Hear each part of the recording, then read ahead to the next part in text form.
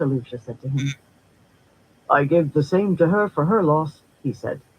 My grief is but a candle to the great fire felt by the Shanshan people. He was too servile. He was a king. He was not required to bow himself so far. He was the equal of many of the blood. She could almost have believed he was just being submissive before the woman who would soon become empress. But she knew too much of his temperament through both spies and hearsay. The daughter of the Nine Moons wishes to know the reason you have ceased holding court, Selusha said, watching Tuan's hands move. She finds it distressing that your people cannot have audience with their king. Your mother's death was as tragic as it was shocking, but your kingdom needs you. Beslan bowed. Please have her know that I did not think it appropriate to elevate myself above her. I am uncertain how to act. I meant no insult. Are you certain that is the true reason? Selusha voiced. It is not perhaps because you are planning a rebellion against us and do not have time for your other duties? Beslan looked up sharply, eyes Hey, wide. Fire, how you Your doing? Majesty, Yeah, I got a roll you couple need up not too. speak any further lies, child of Thailand, Oh, is it? Tuan said directly to him, causing gasps of surprise from the assembled blood. Is I that one know of the better? things you have Oh, is said that to better? General Oh, Habiger you're talking about your and your speaker. friend, Lord Malalin. I know of your quiet meetings in the basement of the Three Stars. I know of it all, King Beslan. The room fell silent. Beslan bowed his head for a moment. Nice. Then, Okay. surprisingly, he I had rose to I his had it feet right and next to stared the her directly in the eyes. my webcam. I Who would put it have right thought the below it. soft-spoken youth had it in him? Nice. I will not allow my people to... I would still my tongue if I were you, Tuan interrupted. You stand on sand as it is. Beslan hesitated. She could see the question in his eyes. Wasn't she going to execute him? If I intended to kill you, she thought, you would be dead already and you would never have seen the knife. Shan Shan is in upheaval, Tuan said, regarding him. He appeared shocked at the words. Oh, did you think I would ignore it, Beslan? I am not content to stare at the stars while my empire collapses around me. The truth must be acknowledged. My mother is dead. There is no empress. However, the forces of the Karen are more than sufficient to maintain our positions here on this side of the ocean, Altara included. She leaned forward, trying to project a sense of control, of firmness. Her mother had been able to do so at all times. Tuan did not have her mother's height, but she would need that aura. Others had to feel safer, more secure, simply by entering her presence. In times such as these, Tuan continued, threats of rebellion cannot be tolerated. Many will see opportunity in the Empire's weakness, and their divisive squabbling, if left unchecked, would prove the end of us all. Therefore I must be firm, very firm, with those who would defy me. Then why, Beslan said, am I still alive? You started planning your rebellion before events in the Empire were made known. He frowned, dumbfounded. You began your rebellion when Suroth led here, Tuan said, and when your mother was still queen. Much has changed since then, Beslan. Very much. In times like these, there is potential for great accomplishment. You must know I have no thirst for power, Beslan said. The freedom of my people is all I desire. I do know it, Tuan Let said, me do this game clasping real her hands quick. before her, Gotta level up a lacquered nails character. curling, elbows on the armrests of her chair. And that is the other reason you are still alive. You rebel not out of lust for station, but out of sheer ignorance. You are misguided, and that means you can change, should you receive the proper knowledge. He looked at her, confused. Lower your eyes, fool. Don't make me have you strapped for insolence. As if he had heard her thoughts, he averted his eyes, then lowered them. Yes, she had judged correctly regarding this one. How precarious her position was. True, she had armies. but so many of them had been thrown away by Suroth's aggression. All kingdoms on this side of the ocean would need to I've bow been before playing the crystal throne that eventually. Raid Each Shadow Marath-Damani Legends. would be leashed. Each king or queen would swear the oaths.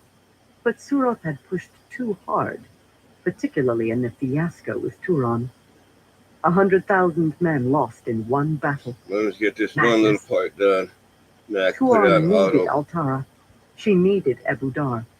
Beslan Then was well after I loved do by the that, people. I'll Putting his head on a pike after the roll one mysterious up, death of his or mother. roll two up. Well, Tuon would have stability But in it's Ebudar, a but she roll would rather tree. not have to leave battlefronts unmanned to accomplish it. Your mother's death is a loss, Tuon said. She was a good woman, a good queen. Beslan's lips It gets. tightened. Oh, I haven't paid nothing on it. Tuon I said. just play. Her death is Go through and unexplained, play it he like said. every day or every The other day, but implication I is haven't obvious. spent no money on it. I do still not got all know kinds if of cool Suroth stuff. caused her to be killed, Tuon said, softening her voice. She claims that she did not, but the matter is being investigated. If it turns out that Suroth was behind the death, you and Altara will have an apology from the throne itself. Another gasp from the blood. She silenced them with a glance, then turned back to Beslan. Your mother's loss is a great one. You I must can know I that can she was see on loyal how to it her can get oath. pricey because I've seen the prices on some Yes, of he said, their packs they bitter. have. But And she I gave just, up the throne. like I said, I'd No, probably be Tuon said if I quickly. spent money on it, I'd The probably throne have belongs to you. a lot This is better the than what I ignorance of have. which I But spoke. I have You what I must have lead your people. They must have a king. from just I have neither time nor desire to do grinding your on duty it. for you. You assume that the Shan dominance of I'm your just homeland like will win your grinding people on like it freedom. every day when they That is have false. events. They will be Everything more just free, more gets protected, stocked up. and more powerful when Because they on my accept our energy rule. level, how I sit you have above you. 130 But energy is this level so undesirable? from me getting With the might of the Empire, you will be grinding able the to hold way I your borders do and and patrol your getting just lands like outside of different Ebudar. You speak of your like people? I guess Well, I have reward ordered packs something that I prepared get. for you. I have over She almost nodded like to the side, where 44,000 willowy-limbed energy. Darko Vale stepped forward with a leather satchel. Inside, Tuan said, you will find numbers gathered by my scouts and guard forces. You can see directly the reports because I of went there crimes for a during our while, occupation here. You will just have going reports on, and not doing very manifests much. comparing how the people were before the return and after it. I believe you know Not what doing you very will much, find. just collecting energy and The collecting Empire is a energy resource to you, Beslan. from A just doing like daily powerful ally. logins. I will And not it's insult just you by offering you thrones you do not want. progressed.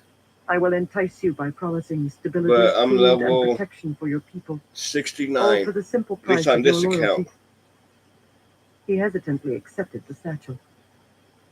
I offer you a choice, Beslan, Tuan said. You may choose execution if you wish. I will not make you Darko Vale. I will let you die with honor, and it will be published that you died because you rejected the oaths and chose not to accept the Shanshan. If you wish it, I will allow it. Your people will know that you died in defiance. Or But on the clown you I'm may in, choose to serve them better. let's You see. may choose to live. If you do The so, clown you I'm will be in, raised to the high blood. You will step forward and reign as your people most of the need you to members do. are like level I promise you 100. that I will not level direct the affairs 80. of your people. I will demand I think resources I'm and the men for my armies, as is proper. I think I might And be the your lowest word level. cannot countermand my own. Aside from that, your I'm the power in lowest level in this Altara will clan. be They're all in absolute. the No blood will have the right to command, harm, or high imprison your people 80s without to your high permission. 90s to hundreds. I will accept and review a list of noble families you feel They're should be probably the raised to ones the that royal blood, and spend I will money on raise it. no fewer than 20 of them. I'm too Altara will broke to become be the able to spend permanent money on seat that of the Empress stuff. on this side of the ocean. As such, it will be the most powerful kingdom here. You may choose. She leaned forward, unlacing her fingers. But understand this. If you decide to join with us, you will give me your heart, and not just your words. I will not allow you to ignore your oaths. I have given you this chance because I believe you can be a strong ally, and I think that you were misguided, perhaps by Suroth's twisted webs. You have one day to make your decision. Think well. Your mother thought this to be the best course, and she was a wise woman. The Empire means stability. A rebellion would mean only suffering, starvation, and obscurity. These are not Yeah, but times I to be do it just alone, from Beslan. She sat like around back this as Beslan time is regarded the satchel in his hands. when I do it. He I bowed in just straight supplication grind to on it, use what I withdraw, can, though try the I can motion was jerky, do as if he were distracted. the auto "You may battle no go," more. she said to him. Cause you only have so many of He those. rose, but did not turn Once to I can't leave. do that no more, The room fell then still as he stared down at his hands and the satchel. She could read his whatchamacallit, struggle in his expression. then A I'll darker quit for veil the day and approached do it again to tomorrow hasten when him on his everything way, as if he had been reloads dismissed. But Tuan raised her or hand, resets, should I stilling the say. servant. I do that whole She leaned forward, rewards for several like the members of daily the guard battle, the shuffling weekly their battle, and seats then as the they waited. monthly. Cause you get Beslan different just stared at that things to satchel. summon stuff. Finally, he looked up, eyes determined. And then, surprisingly, he got back down on his knees. "I, Beslan of House Mitsobar, pledge my fealty and service to the daughter Cause of the after it's Nine done Moons and through her doing to what the it is, Shongshan cause Empire, now and for all time, save that she chooses to release me of her own will. My lands and throne are hers, and I yield them to her hand. excuse me. So I do I'll put a swear before movie the on, light." just have it playing there while I do the live. Tuan let herself smile. I Behind can't play my Beslan, Captain General PlayStation no Galgan more, stepped or my forward, well, addressing the king.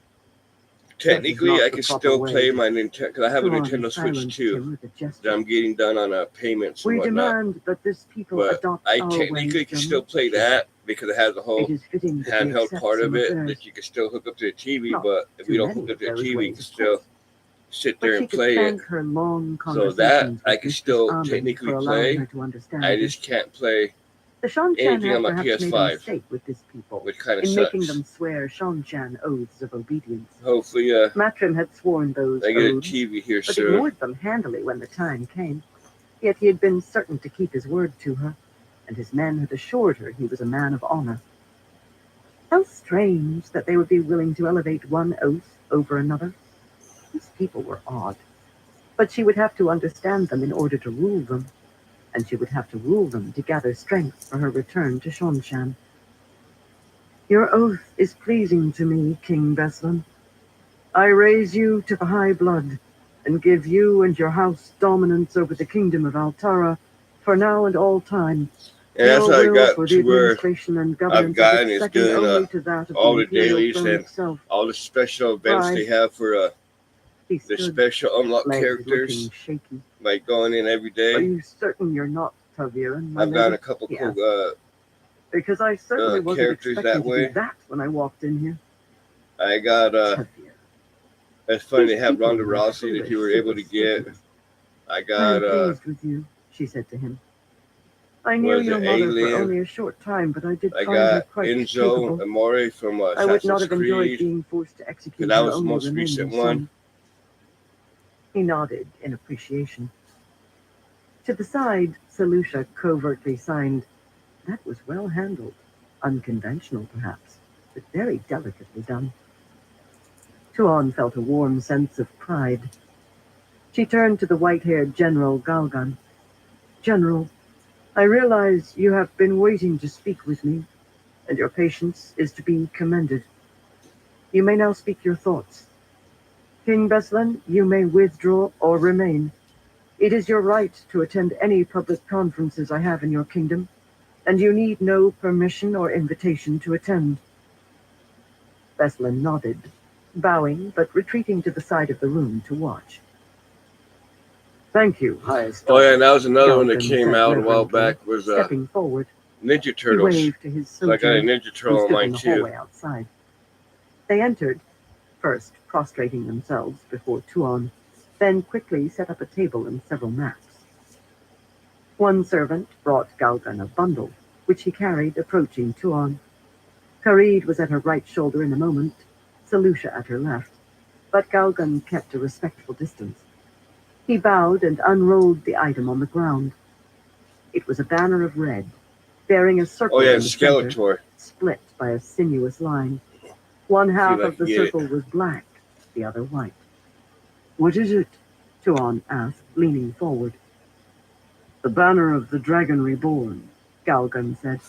He sent it with a messenger, asking yet again for a meeting.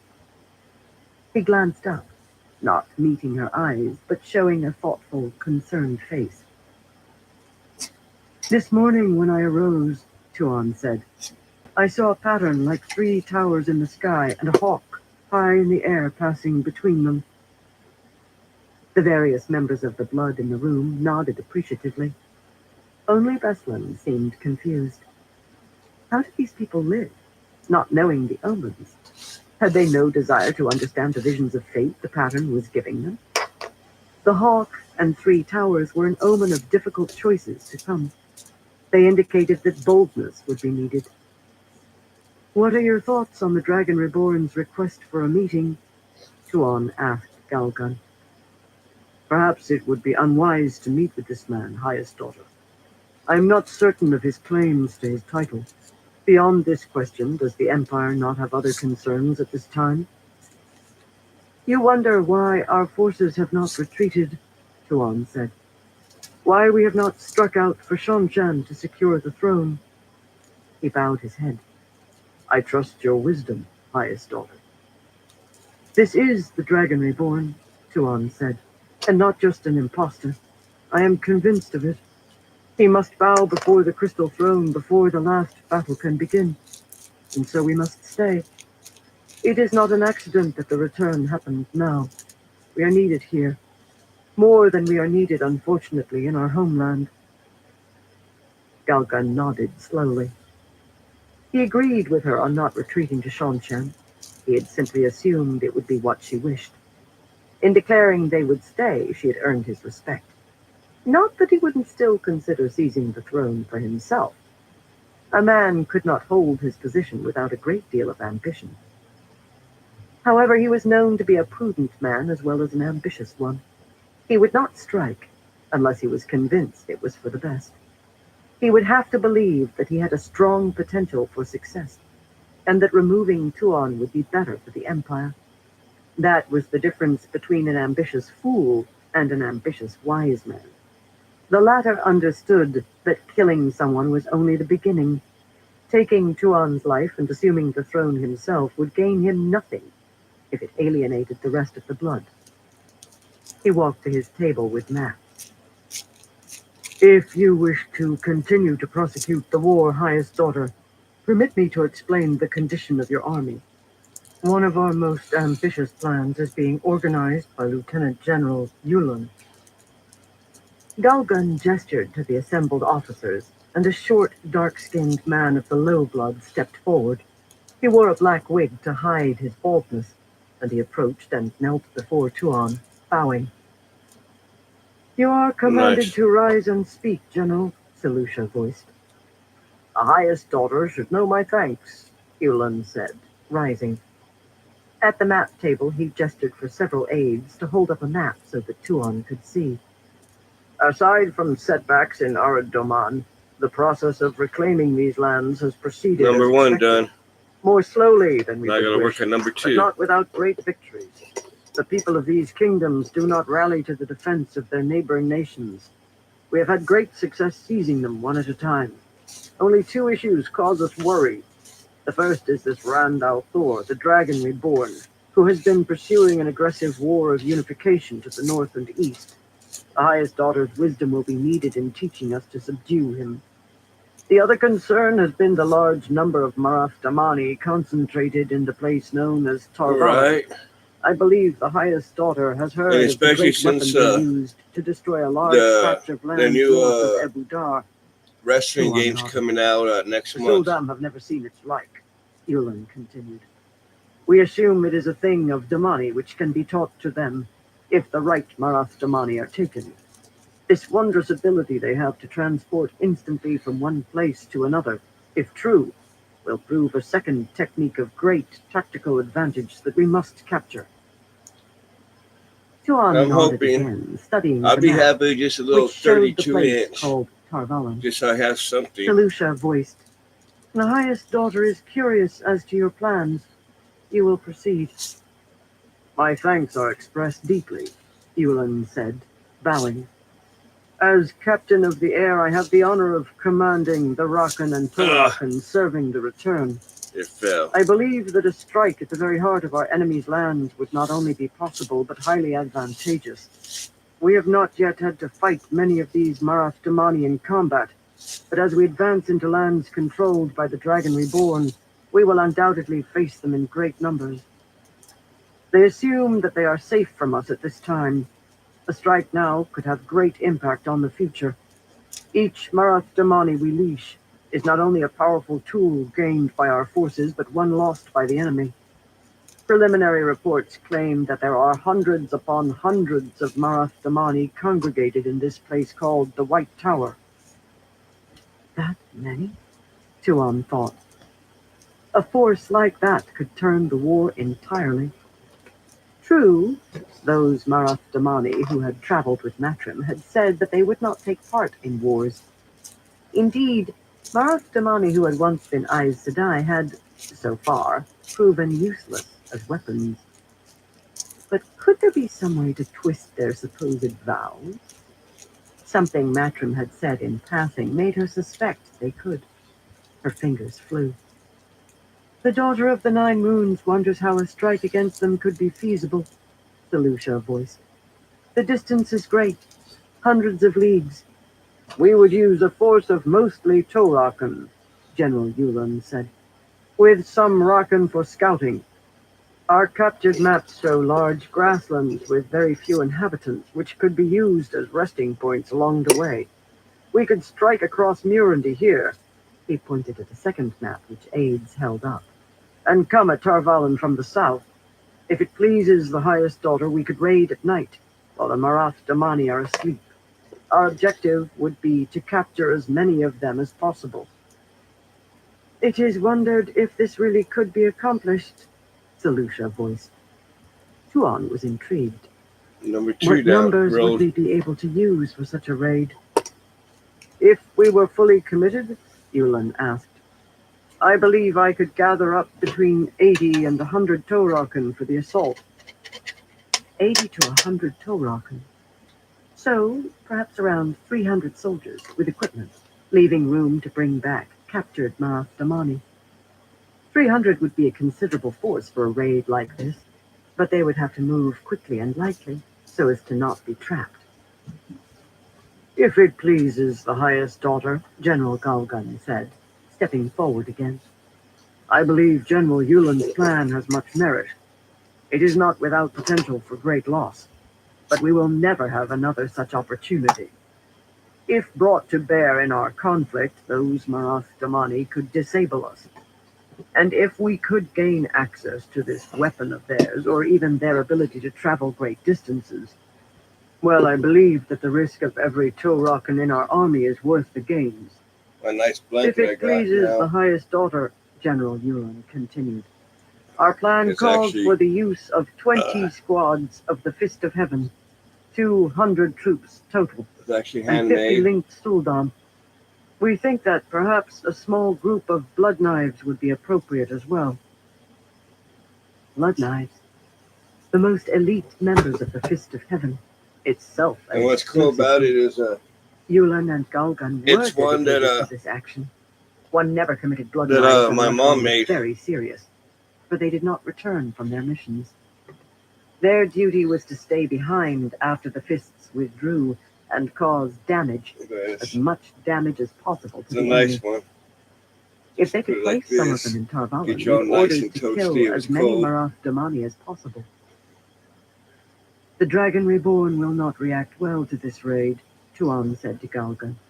Is he not connected to these Marath Damani? By some reports, Galgan said. Others say he is opposed to them. Still others say they are his pawns. Our poor intelligence in this area That's a good lowers sign, my man. eyes, highest daughter. I have not been able to sort the lies from the truths. Until we have better information, we must assume the worst, that this raid will anger him greatly. And you still think it worthwhile? Yes, Galgun said without hesitation. If these Marath Damani are connected to the Dragon Reborn, then we have greater reason to strike now, before he can use them against us. Perhaps the raid will enrage him, but it will also weaken him, which will place you in a better position for negotiating with him. But Tuan we're nodded thoughtfully. helping my Undoubtedly, that was the difficult decision of the mom owner, but her choice seemed very clean out obvious. the shed Not a difficult at her decision at all. house. All of the Clean out, get Marastamani rid in of some of the Tarvalin must be collared, and this was old an stuff excellent and way to weaken resistance to the rearrange the ever-victorious shed they army with a have. single powerful And blow. this was in it. But the And omen spoke yeah, of a she difficult let me have decision. it. She gestured to Selusha. Are there any in the room who disapprove of this plan? The voice asked. Any who would offer objection to what General Yulin and his men have advanced?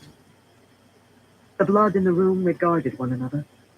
Beslan might have stirred, but he remained silent. The Altarans had not made any objections to their Marastamani being collared. It seemed they had little trust for those who could channel. They had not been as prudent as Amadisia in outlawing these Aes Sedai, but neither were they welcoming. Beslan would not object to a strike against the Like, White Tower. I can't say no to She that when sat she back, asked me what I wanted waiting. for it. For what? I Perhaps kind of this hinted that wasn't I the liked it, decision the so omen had referred to. she gave it to me. She opened her mouth to give the But order to go forward can't with be the something raid, that my mom had but at made. that moment the opening of the doors made her pause. The Death Watch guards who guarded the doors stepped aside a moment later, admitting a Sojin who served in the hallway. The strong-armed man, Macomb, bowed himself low to the ground, the black braid over his right shoulder dropping to the side and hitting the tiled floor. May it please the Daughter of the Nine Moons, Lieutenant General Tylee Kirgan would like an audience. Galgan looked shocked. What is it? Tuan asked him. I had not realized that she had returned, highest daughter, he said. I suggest in humility that she be given leave to speak. She is one of my finest officers. She may enter, Selusha voiced. A male Dakovale in a white robe entered, preceding a woman in armor, her helm under her arm. Dark of skin, with short black hair worn in tight curls against her scalp, she was tall and lean. Her hair was sprinkled with white at the temples. The overlapping plates of her armor were striped with red, yellow, and blue lacquer, and creaked as she walked. She was only of the low blood, recently raised by General Galgan's order, but she had been informed of this via Rakan. She wore her hair barely shaved a finger's width up the sides of her head. Tylee's eyes were red with fatigue. Judging by the scent of sweat and the stink of horse she gave off, she had come straight to Tuon upon arriving in the city. She was followed into the room by several younger soldiers, also exhausted, one bearing a large brown sack. Upon reaching the supplication space, a red square of cloth, all went down on their knees. The common soldiers proceeded to touch foreheads to the floor, and Tylee jerked as if to follow, but stopped herself. She was not yet accustomed to being one of the blood. It is obvious that you are tired, warrior, Selusha voiced. Tuan leaned forward. It is presumed that you have news of great import. Tylee rose to one knee, then gestured to the side. The soldier rose to his knees and lifted up his brown sack. It was stained on the bottom with a dark, crusted liquid. Blood. If it pleases the highest daughter, Tylee said, voice betraying exhaustion. She nodded to her man and he opened his sack, dumping things onto the floor. The heads of several animals. A boar, a wolf, and a hawk? Tuan felt a chill. That hawk's head was as large as a person's, perhaps larger. But they were not right. The heads were horribly deformed. She could swear that the hawk's head, which rolled so that she could see the face clearly, had human eyes, and the other heads had human features as well. Tuan suppressed a shiver. What foul omen was this? What is the meaning of this? Galgan demanded. I presume that the highest daughter knows of my military venture against the Aiel, Tylee said, still on one knee. Tylee had captured Damani during that engagement, though Tuan didn't know much more than that. General Galgan had been awaiting her return with some curiosity to receive the full story. In my venture, Tylee continued, I was joined by men of various nationalities, none of whom had sworn the oaths. I will give a full report on them when there is time. She hesitated, then glanced at the heads. These creatures attacked my company during our return ride, 10 leagues from Ebudon. We took heavy casualties. We brought several full bodies as well as these heads. They walked on 2 feet like men, but had much the appearance of animals. She hesitated again. I believe them to be what some on this side of the ocean speak of as Trollocs. I believe them to be coming here. Chaos. The blood began to argue about the implausibility of it. General Galgan immediately ordered his officers to organize patrols and send runners to warn of a potential attack on the city. The Suldam at the side of the room hurried forward to inspect the heads, while the Death Watch guards quietly surrounded Tuon to give an extra layer of defense, watching everyone, blood, servants, and soldiers, with equal care. Tuon felt she should be shocked, but oddly she wasn't. So Matrim was not mistaken about this, she said fervently to Selusha. And she had assumed Trollocs to be nothing more than superstition. She glanced at the heads again. Revolting. Selusha seemed troubled. Are there other things he said that we discounted, I wonder? Tuon hesitated. We shall have to ask him. I should very much like to have him back. She froze. She hadn't meant to admit so much. She found her own emotions curious, however. She had felt safe with him, ridiculous though it seemed, and she wished he were with her now. These heads were yet another proof that she knew very little of him. She reasserted control of the chattering crowd. Selusha voiced, You will silence yourselves. The room fell still, though the blood and the Suldam still looked very disturbed.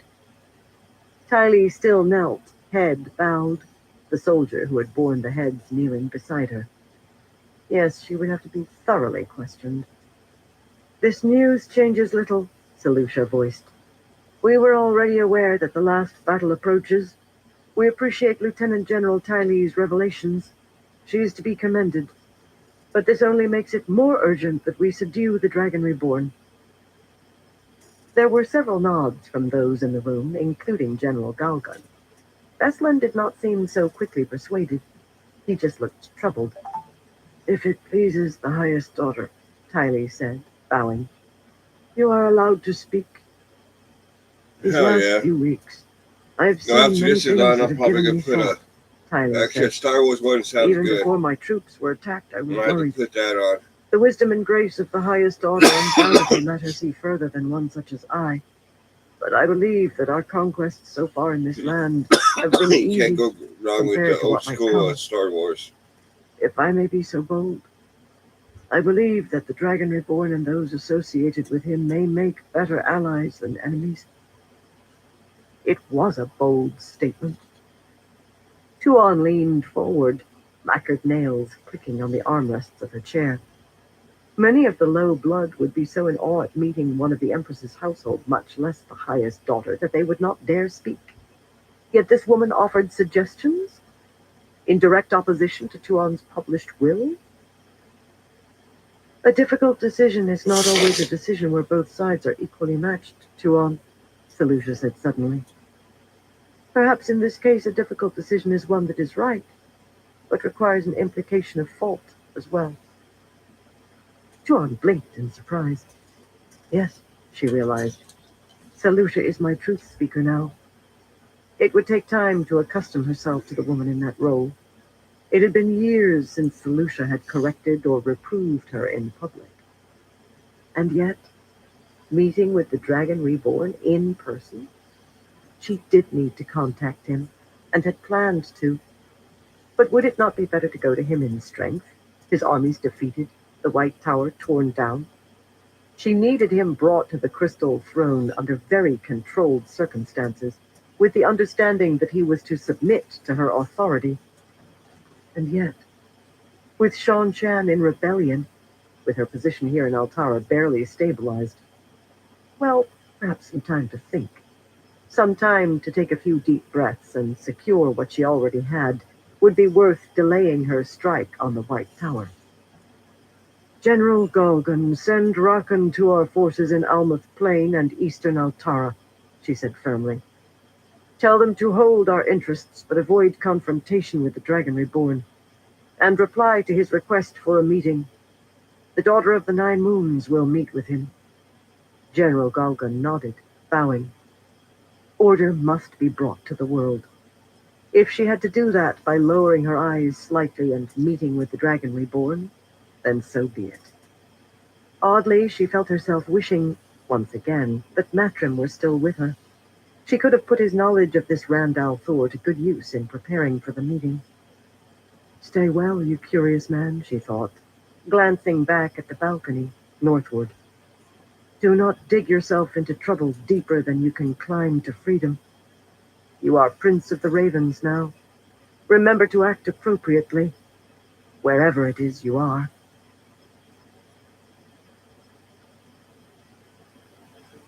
Chapter 20. On a Broken Road. Women, Matt declared as he rode Pips down the dusty, little-used road, are like mules. Sound. Wait. No. Goats. Women are like goats. Except every flaming one thinks she's a horse instead and a prize racing mare to boot. Do you understand me, Telmanis? Pure poetry, Matt, Telmanis said, tamping the tobacco down into his pipe. Matt flicked his reins, Pips continuing to plod along. Tall three-needle pines lined the sides of the stone roadway. They'd been lucky to find this ancient road, which must have been made before the breaking. It was mostly overgrown, the stones shattered in many places, large sections of the roadway just gone. Sapling pines had begun to sprout at the sides of the roadway and between rocks, miniature versions of their towering fathers above. The path was wide, if very rough, which was good. Matt had 7,000 men with him, all mounted, and they'd been riding hard in a little under a week they'd spent traveling since sending Tuon back to Abu Dar. Reasoning with a woman is impossible, Matt continued, eyes forward. It's like, reasoning with a woman is like sitting down to a friendly game of dice. Only the woman refuses to acknowledge the basic bloody rules of the game. A man, he'll cheat you, but he'll do it honestly. He'll use loaded dice so that you think you're losing by chance. And if you aren't clever enough to spot what he's doing, then maybe he deserves to take your coin. And that's that. A woman, though, she'll sit down to that same game, and she'll smile and act like she's going to play. Only when it's her turn to throw, she'll toss a pair of her own dice that are blank on all 6 sides. Not a single pip showing. She'll inspect her throw, then she'll look up at you and say, "Clearly, I just won." Now you'll scratch your head and look at the dice. Then you look up at her, then down at the dice again. "But there aren't any pips on these dice," you'll say. "Yes, there are," she'll say. "And both dice rolled a 1. "That's exactly the number you need to win," you'll say. "What a coincidence," she'll reply. Then begin to scoop up your coins. And you'll sit there trying to wrap your head about what just happened, and you realize something. A pair of 1s isn't the winning throw. Not when you threw a 6 on your turn. That means she needed a pair of 2s instead. Excitedly, you'll explain what you've discovered. Only then, do you know what she'll do? "No idea, Matt," Telmanis replied, chewing on his pipe, a thin wisp of smoke curling out of the bowl. "Then she'll reach over," Matt said, "and rub the blank faces of her dice, and then with a perfectly straight face she'll say, 'I'm sorry. There was a spot of dirt on the dice.' Clearly you can see that they actually came up as 2s. And she'll believe it. She'll bloody believe it." "Incredible," Telmanis said. "Only that's not the end of it." "I had presumed that it wouldn't be, Matt." "She scoops up all of your coins," Matt said, gesturing with one hand, the other steadying his Ashandarai across his saddle. "And then every other woman in the room will come over and congratulate her on throwing that pair of 2s. The more you complain, the more those bloody women will join the argument. You'll be outnumbered in a moment, and each of those women will explain to you how those dice clearly read 2s, and how you really need to stop behaving like a child. Every single flaming one of them will see the 2s. Even the prudish woman who has hated your woman from birth, since your woman's granny stole the other woman's granny's honey cake recipe when they were both maids. That woman will side against you. They are nefarious creatures indeed, Talmanis said, voice flat and even. Talmanis rarely smiled. By the time they're done, Matt continued, almost more to himself, you'll be left with no coin, several lists worth of errands to run, and what clothing to wear, and a splitting headache. You'll sit there and stare at the table and begin to wonder, just maybe, if those dice didn't read twos after all. If only to preserve what's left of your sanity. That's what it's like to reason with a woman, I tell you. And you did so, at length. You aren't making sport of me, are you? Why, Matt, the Kyrianan said. You know I'd never do such a thing. Too bad, Matt muttered, glancing at him suspiciously. I could use a laugh. He looked over his shoulder. Bannon, where on the Dark One's blistered backside are we? The fat former horse thief looked up. He rode a short distance behind Matt, and he carried a map of the area, unrolled and folded across a board so he could read it in the saddle. He'd been poring over the bloody thing the better half of the morning. Matt had asked him to get them through Murandy quietly, not get them lost in the mountains for months. That's Blinder's Peak, Bannon said, gesturing with a pudgy finger toward a flat-topped mountain just barely visible over the tips of the pines. At least I think it is. It might be Mount Sardlin. The squat hill didn't look like much of a mountain. It barely had any snow atop it. Of course, few mountains in this area were impressive, not compared to the mountains of mist back near the two rivers. Here, northeast of the Demona Range, the landscape fell into a grouping of low foothills. It was difficult terrain, but navigable if one were determined. And Matt was determined. Determined not to be pinned in by the Shonchan again, determined not to be seen by any who didn't have to know he was there. He'd paid the butcher too much so far. He wanted out of this hangman's noose of a country. Well, Matt said, reining Pips back to ride beside Bannon.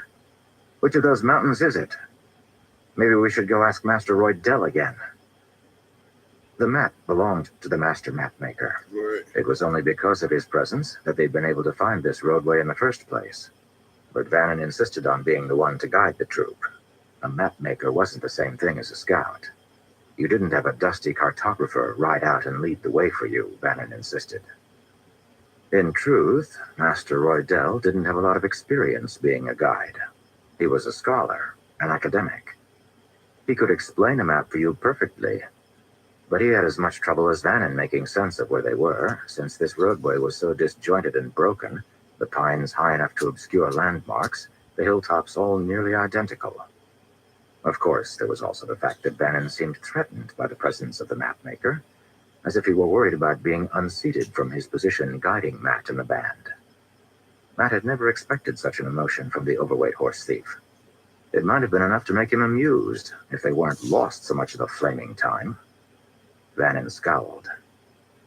I think that has to be Mount Sardlin. Yes, it's gotta be. Which means we keep heading along the roadway, Bannon said. The same thing I told you an hour ago. We can't bloody march an army through a forest this thick now, can we? That means staying on the stones. I'm just asking, Matt said, pulling down the brim of his hat against the sun. A commander's got to ask things like this. I should ride ahead, Bannon said, scowling again. He was fond of scowls. If that is Mount Sardlin, then there should be a village of fair size an hour or two further along. I might be able to spot it from the next rise. Go then, Matt said. They had advanced scouts out, of course, but none of them were as good as Bannon. Despite his size, the man could sneak close enough to an enemy fortification to count the whiskers in the camp guards' beards and never be seen. He'd probably make off with their stew, too. Bannon shook his head as he regarded the map again. Actually, he muttered, now that I think about it, maybe that's Favlin Mountain. He set off at a trot before Matt could object. Matt sighed, heeling Pips to catch up to Telmanis. The Kyrianan shook his head. He could be an intense one, Telmanis. Early in their association, Matt had assumed him to be stern, unable to have fun. He was learning better.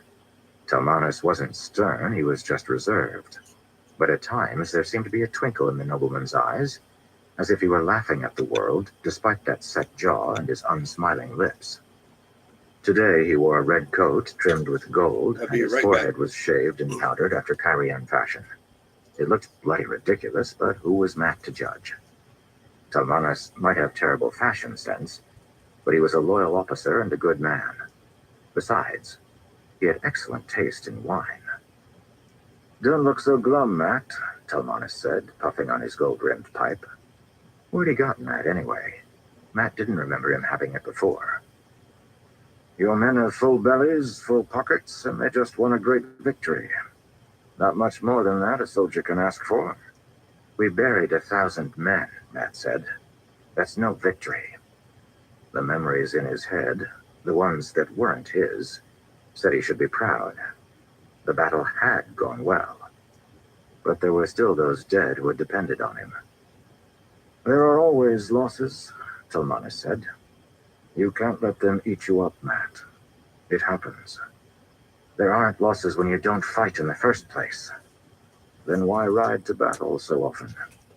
"I only fight when I can't avoid it," Matt snapped.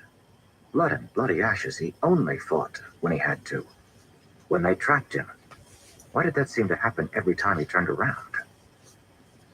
"Whatever you say, Matt," Talmanis said, taking out his pipe and pointing it at Matt knowingly. "But something's got you on edge. And it isn't the men we lost. Flaming noblemen. Even the ones you could stand like Talmanis always thought they knew so much. Of course, Matt was now a nobleman himself. Don't think about that, he told himself. Talmanis had spent a few days calling Matt Your Highness until Matt had lost his temper and yelled at the man. Carianan could be such sticklers for rank. When Matt had first realized what his marriage to Tuon meant, he'd laughed. But it had been the laughter of incredulous pain. And men called him lucky. Well, why couldn't his luck have helped him avoid this fate? Bloody Prince of the Ravens? What did that mean? Well, right now he had to worry about his men. He glanced over his shoulder, looking along the ranks of cavalrymen, with crossbowmen riding behind. There were thousands of both, though Matt had ordered their banners stowed. They weren't likely to pass many travelers on this backwater path, but if anyone did see them, he didn't want their tongues wagging. Would the Seanchan chase him? He and Tuon both knew they were on opposing sides now, and she'd seen what his army could do. Did she love him? He was married to her, but Seanchan didn't think like regular people. She'd stayed in his possession, enduring captivity, never running. But he had little doubt that she'd move against him if she thought it best for her empire. Yes, she'd send men after him, though potential pursuit didn't trouble him half as much as the worry that she might not make it back to Abu Dar safely. Someone had offered a very large pile of coin for Tuon's head. That Seanchan traitor, the leader of the army Matt had destroyed. Had he been working alone? Were there others? What had Matt released Tuon into? The questions haunted him. Should I have let her go, do you think? Matt found himself asking. Talmanis shrugged. You gave your word, Matt, and I think that rather large Seanchan fellow with the determined eyes and the black armor wouldn't have reacted well if you'd tried to keep her. She could still be in danger, Matt said, almost to himself, still looking backward. I shouldn't have let her out of my sight. Fool woman. Matt, Talmanis said, pointing at him with the pipe again. I'm surprised at you. Why, you're starting to sound downright husbandly. That gave Matt a start. He twisted around in Pip's saddle. What was that? What does that mean? First one Nothing, down. Matt, Talmanis said hurriedly. Just that, the way you're mooning after her, I am not mooning, Matt snapped, pulling the lip of his hat down, then adjusting his scarf. His medallion was a comfortable weight around his neck. I'm just worried, that's all. She knows a lot about the band, and she could give away our strengths. Talmanis shrugged, puffing his pipe. They rode for a time in silence, the pine needles soft in the wind, and Matt occasionally heard women's laughter from behind, where the Aes Sedai rode in a little cluster, For all the fact that they didn't like one another, they usually got along just fine when others could see them. But, as he'd said to Talmanis, women were only enemies with one another as long as there wasn't a man around to gang up on. The sun was marked by a blazing patch of clouds. Matt hadn't seen pure sunlight in days. He hadn't seen Tuon in as long either. The two events seemed paired in his head. Was there a connection? Bloody fool, he thought to himself. Next you'll start thinking like her, reading portents into every little thing, looking for symbols and meaning every time a rabbit runs across your path or a horse lets wind. That kind of fortune-telling was all nonsense. Though he had to admit he now cringed every time he heard an owl hoot twice. Have you ever loved a woman, Talmanis? Matt found himself asking. Several, the short man replied, riding with pipe smoke curling behind him. Ever consider marrying one of them? No, thank the light, Talmanis said. Then, apparently, he thought better of what he'd just said.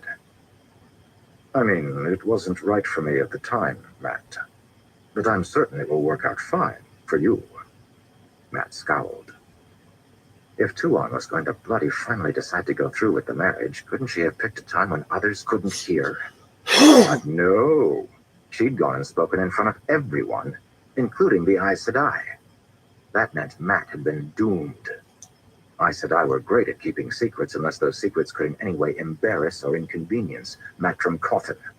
Then you could be certain the news would be spread through the entire camp in a day's time, and likely be known 3 villages down the road as well. His own bloody mother, leagues and leagues away, had probably heard the news by now. I'm not giving up gambling, Matt muttered, or drinking. So I believe you've told me, Talmanis said. 3 or 4 times so far. I half believe that if I were to peek into your tent at night, I'd find you mumbling it in your sleep. I'm going to keep bloody gambling and drinking. Where's my bloody drink? Anyone want to gamble for it? He said it with a perfectly straight face, but once again there was that hint of a smile in his eyes, if you knew just where to look. I just want to make sure everyone knows, Matt said. I don't want anyone to start thinking I'm getting soft just because of, you know. Talmanis shot him a consoling look. You won't go soft just because you got married, Matt. Why, some of the great captains themselves are married, I believe. Davram Bashir is for certain, and Rodo Itaralda. No, you won't go soft because you're married. Matt nodded shortly. Good, that was settled. You might go boring, though, Talmanis noted. All right, that's it, Matt declared. Next village we find, we're going to go dicing at the tavern. You and me. Talmanis grimaced. With the kind of third-rate wine these little mountain villages have. Please, Matt. Next you'll be wanting me to drink ale. No arguing. Matt glanced over his shoulder as he heard familiar voices. Oliver, ears sticking out to the sides, diminutive face as ugly as any Matt had seen, sat astride Wind, chatting with Noel, who rode beside him on a bony gelding. The gnarled old man was nodding appreciatively to what Oliver was saying. The little boy looked astonishingly solemn, and was undoubtedly explaining yet another of his theories on how to best sneak into the Tower of Genjai. Who now? Talmanis said. There's Vannin. Matt turned to spot a rider approaching along the rocky path ahead. Vannin always looked so ridiculous, perched like a melon atop the back of his horse, his feet sticking out to the sides. But the man could ride, there was no doubting that. It is Mount Sargon, Vannin proclaimed as he rode up to them, wiping his sweaty, balding brow. The village is just ahead. It's called Hinderstap on the map. These are bloody good maps, he added grudgingly. Matt exhaled in relief. He'd begun to think that they might end up wandering these mountains until the last battle came and went. Great, he began. We can... A village, a curt female voice demanded. Matt turned with a sigh as 3 riders forced their way up to the front of the column. Talmanis reluctantly raised a hand to the soldiers behind, halting the march as the Aes Sedai descended on poor Vannin. A rotund man squatted down in his saddle, looking for all the world as though he'd rather have been discovered stealing horses, and therefore on his way to execution, than have to sit there and be interrogated by Aes Sedai. Jolene led the pack. Once, Matt might have described her as a pretty girl with her slender figure and large, inviting brown eyes. But that ageless Aes Sedai face was an instant warning for him now. No, he wouldn't dare think of the green as pretty now. Begin letting yourself think of Aes Sedai as pretty, and in 2 clicks of the tongue you'd find yourself wrapped around her finger and hopping at her command. Why, Jolene had already hinted that she'd like to have Matt as a warder. Was she still sore at him because he'd paddled her? She couldn't hurt him with the power, of course, even without his medallion, since Aes Sedai were sworn not to use the power to kill except in very specific instances. But he was no fool. He'd noticed that those oaths of theirs didn't say anything about using knives. The 2 with Jolene were Edicina of the Yellow Aja and Teslin of the Red. Edicina was pleasant enough to look at, save for that ageless face. But Teslin was about as appetizing as a stick. Sharp of face, the Illianar woman was bony and scrappy, like an aged cat left too long on its own. But she seemed to have a good head on her shoulders from what Matt had seen, and he'd found her treating him with some measure of respect sometimes. Respect from a Red. Imagine that. Still, from the way each of those Aes Sedai looked at Matt in turn as they reached the front of the line, you'd never know that they owed him their lives. That was the way of it with women. Save her life and she'd inevitably claim that she'd been about to escape on her own, and therefore owed you nothing. Half the time she'd berate you for messing up her supposed plans. Why did he bother? One of these days, burn him, he was going to get smart and leave the next lot crying in their chains. What was this? Jolene demanded of Vannon. You've finally determined where we are? Bloody well have, Vannon said, then unabashedly scratched himself. Good man, Vannon. Matt smiled. Treated all people the same, Vannon did. Aes Sedai and all. Jolene stared Vannon straight in the eyes, looming like a gargoyle atop some lord's mansion stonework. Vannon actually cringed, then wilted, then finally looked downward, abashed. I mean, I have indeed, Jolene Sedai. Matt felt his smile fade. Burn it all, Vannon. Excellent, Jolene said. And there is a village ahead, I heard? Finally, perhaps we'll find a decent inn.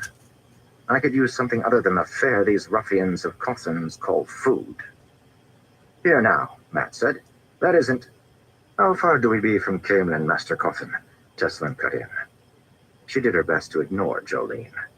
The 2 of them seemed at one another's throats lately, in the most cool-faced and outwardly amiable of ways, of course. Aes Sedai didn't squabble. He'd gotten a talking to once for calling their discussions squabbles. Never mind that Matt had sisters and knew what a good squabble sounded like. What did you say earlier, Vannon? Matt asked, looking at him. That we're about 200 leagues from Camelin? Vannon nodded. The plan was to head for Camelin first, as he needed to meet up with Estion and Derrid and secure needed information and supplies. After that, he could make good on his promise to Tom. The Tower of Genjai would have to wait a few more weeks. 200 leagues, Teslin said. How long until we arrive, then? Well, I guess that depends, Vannon said. I could probably make 200 leagues in a little over a week if I were going alone with a couple of good horses to ride in shifts and was crossing familiar terrain.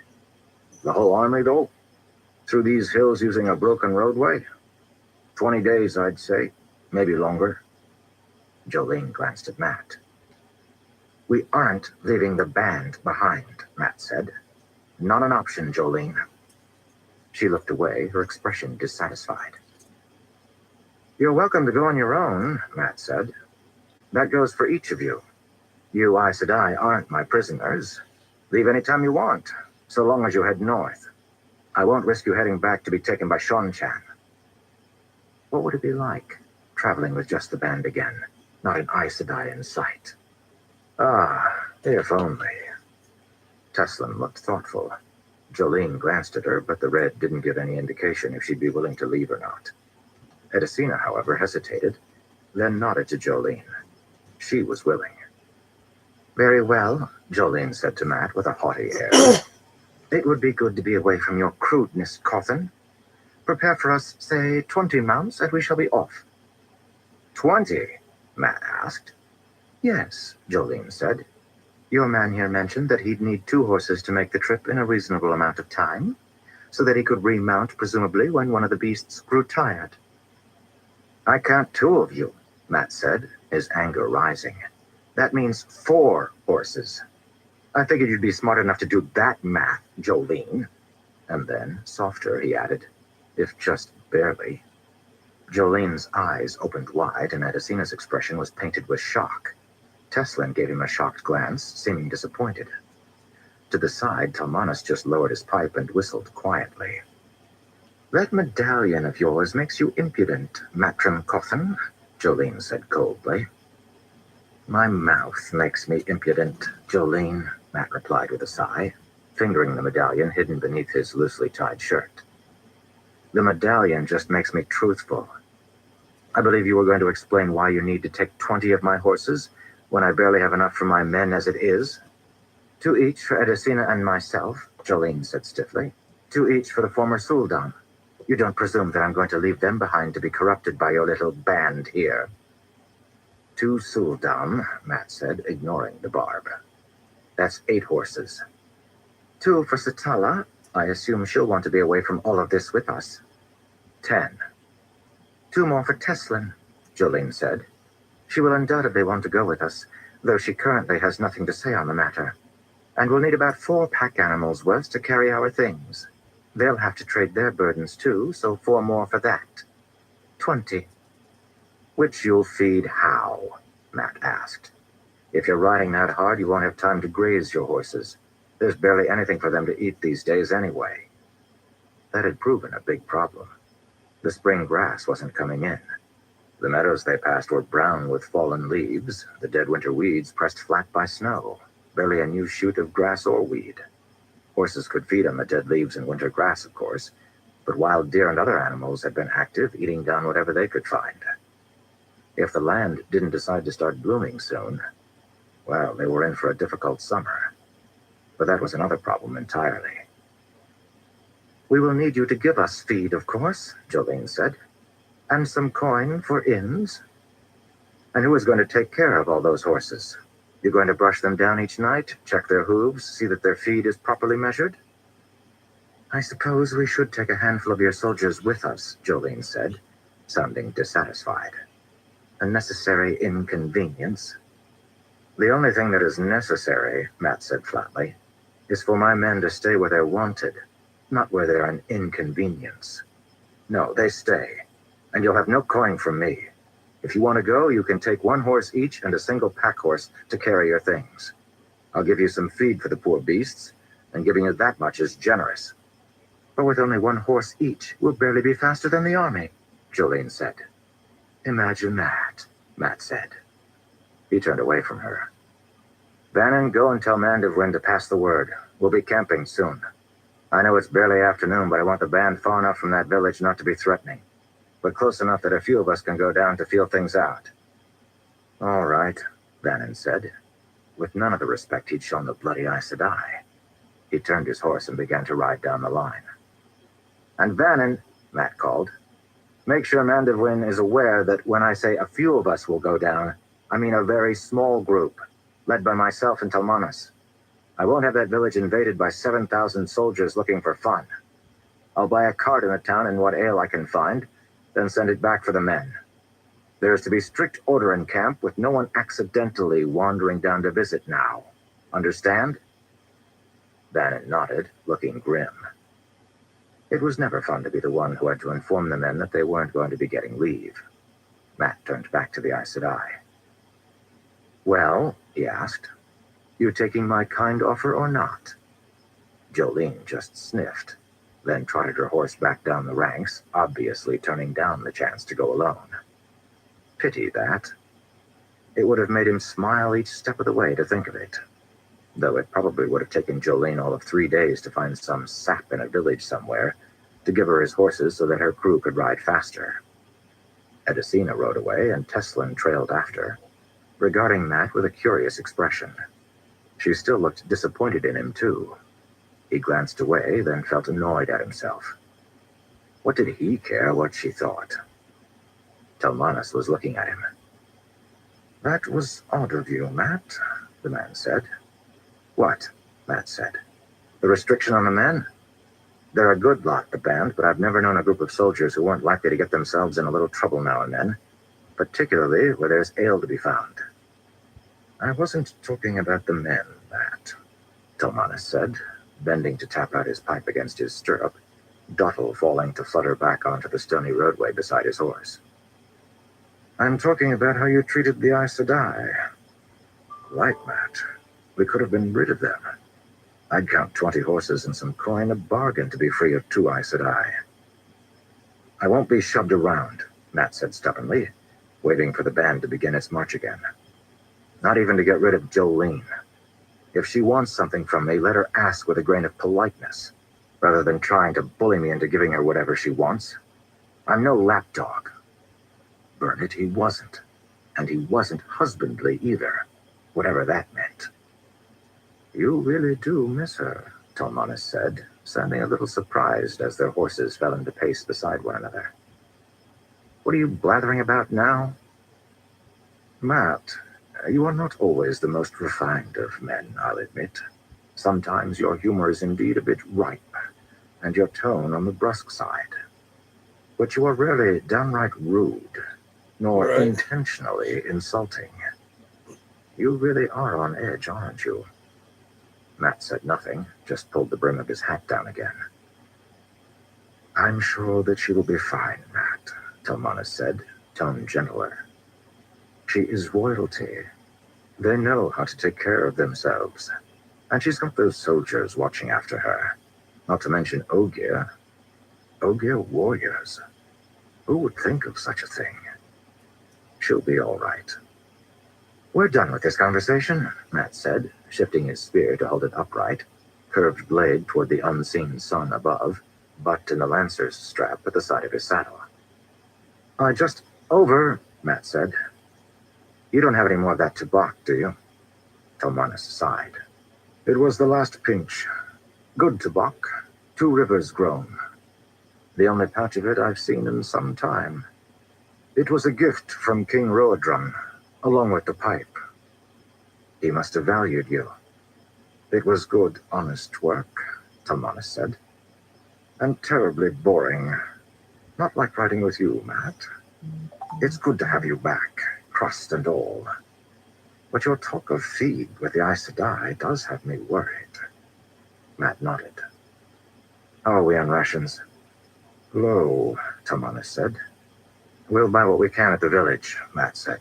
We've got coin coming out of our ears after what Rowan gave you. A small village wasn't likely to have enough to supply the whole army. But according to the maps, they'd soon be entering more populated lands. You'd pass a village or 2 every day in those areas, traveling with a quick force like the band. To stay afloat, you scavenged and bought whatever little you could at each village you passed.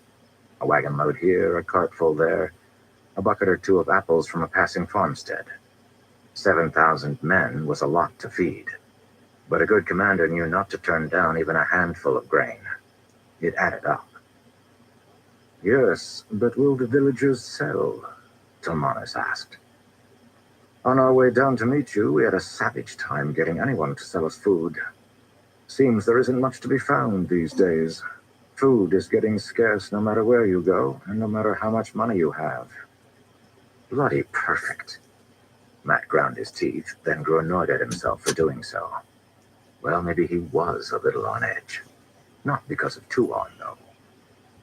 Either way, he needed to relax.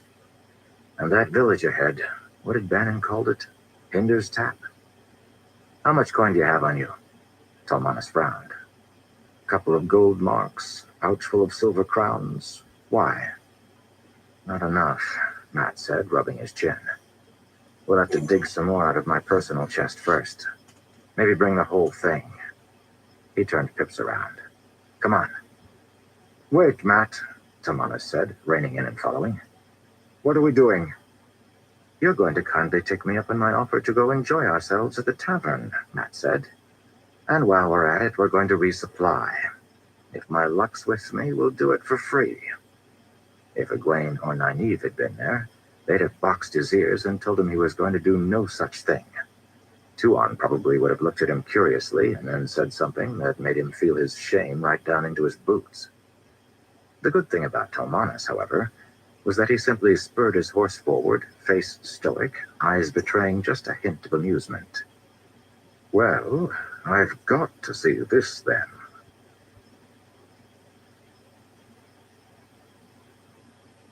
Chapter 21. Embers and Ash. Perrin opened his eyes and found himself hanging in the air. He felt a spike of terror floundering in the sky. Black clouds boiled overhead, dark and ominous. Below, a plain of wild brown grasses rolled in the wind, no signs of humans. No tents, no roads, not even any footprints. Perrin wasn't falling. He just hung there. He waved his arms reflexively as if to swim, panicking as his mind tried to make sense of the disorientation. "The wolf dream," he thought. "I'm in the wolf dream. I went to sleep hoping to come here." He forced himself to breathe in and out and still his flailing, though it was difficult to be calm while hanging hundreds of feet up in the sky. Suddenly, a gray-furred form shot past him, leaping through the air. The wolf soared down to the field below, landing easily. "Hopper!" "Jump down, young bull. Jump. It is safe." As always, the sending from the wolf came as a mixture of scents and images. Perrin was getting better and better at interpreting those. The soft earth as a representation of the ground, rushing wind as an image of jumping, the scent of relaxation and calmness, to indicate there was no need to fear. "But how?" "Times before, you always rushed ahead, like a pup newly weaned. Jump. Jump down." Far below, Hopper sat on his haunches in the field, grinning up at Perrin. Perrin ground his teeth and muttered a curse or two for stubborn wolves. It seemed to him that the dead ones were particularly bullheaded, though Hopper did have a point. Perrin had leaped before in this place, if never from the sky itself. He took a deep breath, then closed his eyes and imagined himself jumping. Air rushed around him in a sudden burst, but then his feet hit soft ground. He opened his eyes. A large gray wolf, scarred from many fights, was sitting on the ground beside him, and wild millet spread out in a broad plain around him, heavily mixed with stands of long, thin grasses that reached high in the air. Scratchy stalks rubbed against Perrin's arms in the wind, making him itch. The grasses smelled too dry, like cut hay left in a barn over the winter. Some things were transitory here in the wolf dream. Leaves lay in a pile by his feet at one moment, but then were gone the next. Everything smelled just faintly stale, as if it weren't quite there. He looked up. The sky was stormy. Normally, clouds in this place were as transitory as other things. It could be completely overcast, then in a blink it would suddenly be clear. This time, those dark storm clouds remained. They boiled, spun, and shot lines of lightning between different thunderheads. Yet the lightning never struck the ground, and it made no noise. The plain was oddly silent. The clouds shrouded the entire sky, ominous, and they did not leave. "The last hunt comes." Hopper looked up at the sky. "We will run together then, unless we sleep instead." "Sleep?" Perrin said. "What of the last hunt?" "It comes," Hopper agreed. "If Shadow Killer falls to the storm, all will sleep forever. If he lives, then we will hunt together, you and us." Perrin rubbed his chin, trying to sort through the sending of images, smells, sounds, feelings. It made little sense to him. But, well, he was here now. He'd wanted to come, and he'd decided that he'd get some answers from Hopper if he could. It was good to see Hopper again.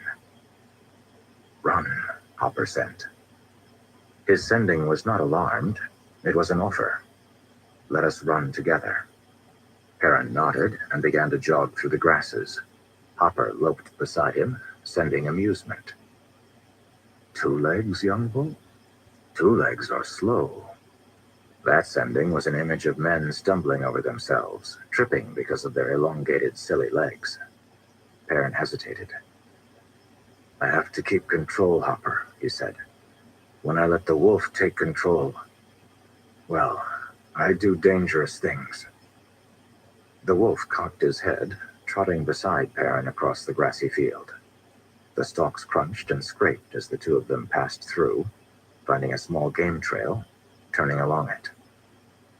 Run, Hopper urged, obviously confused at Perrin's reluctance. I can't, Perrin said, stopping. Hopper turned and took a few bounds back to him. He smelled confused. Hopper, I frighten myself, Perrin said. When I lose control. The first time it happened to me was just after I met the wolves. You need to help me understand. Hopper simply continued to stare at him, tongue hanging out the front of his mouth just slightly, jaws parted. Why am I doing this? Perrin thought, shaking his head. Wolves didn't think like men. What did it matter what Hopper thought of it all? We will hunt together, Hopper said. What if I don't want to hunt with you? Perrin said. Saying the words made his heart twist. He did like this place, the Wolf Dream, dangerous though it could be. There were wonderful things about what had happened to him since leaving the Two Rivers. But he couldn't continue to lose control. He had to find a balance. Throwing away the axe had made a difference. The axe and the hammer were different weapons. One could be used only for killing, while the other gave him a choice. But he had to make good on that choice. He had to control himself. And the first step seemed to be learning to control the wolf within him. Run with me, young bull, Hopper sent. Forget these thoughts. Run like a wolf. I can't, Perrin replied. He turned, scanning the plains. But I need to know this place, Hopper. I need to learn how to use it, control it. Men, Hopper thought, sending the smells of dismissiveness and anger. Control. Always control. I want you to teach me, Perrin said, turning back to the wolf. I want to master this place. Will you show me how? Hopper sat back on his haunches. Fine, Perrin said. I will search out other wolves who will. He turned, striking down the game trail. He didn't recognize this place, but he'd learned that the Wolf Dream was unpredictable. This meadow with the waist-high grass and its stands of yew could be anywhere. Where would he find wolves? He quested out with his mind and found that it was much more difficult to do here. You don't want to run, but you look for wolves. Why are you so difficult, cub? Hopper sat in front of him in the grass. Perrin grumbled, then took a leap that launched him through the air 100 yards. He landed with his foot falling to the grass as if it had been a normal step. And there Hopper was ahead of him. Perrin hadn't seen the wolf leap. He had been in one place and now in another. Perrin gritted his teeth, questing out again, for other wolves. He felt something distant. He needed to push harder. He concentrated, drew more strength into himself somehow, and managed to push his mind farther. This is dangerous, young bull, Hopper sent. You come here too strongly. You will die. You always say that, Perrin replied. Tell me what I want to know. Show me how to learn. Stubborn pup, Hopper sent. Return when you aren't determined to poke your snout into a fire asp's den. With that, something slammed against Perrin, a weight against his mind. Everything vanished, and he was tossed, like a leaf before a storm, out of the Wolf Dream. Fail felt her husband stir next to her as he slept. She glanced at him in the dark room. Though she lay beside him on the pallet, she hadn't been sleeping. She'd been waiting, listening to his breaths. He turned onto his back, muttering drowsily. Of all the nights for him to be restless, she thought with annoyance. They were a week out of Malden. The refugees had made camp, camps, near a waterway that led straight to the Johanna Road, which was only a short distance away. Things had gone smoothly these last few days, though Perrin had judged the Ashaman too tired still to make gateways. She had spent the evening with her husband, reminding him of several important reasons why he'd married her in the first place. He'd certainly been enthusiastic, though there was that odd edge to his eyes. Not a dangerous edge, just a sorrowful one. He had grown haunted while they were apart. She could understand that. She had a few ghosts of her own. One could not expect everything to remain the same, and she could tell that he still loved her fiercely. That was enough, and so she didn't worry on it further. But she was planning an argument that would pull his secrets from him. She would wait a few more days for that. It was good to remind a husband that one would not sit content with everything he did, but it wouldn't do to make him think she was unappreciative to have him back. Quite the opposite.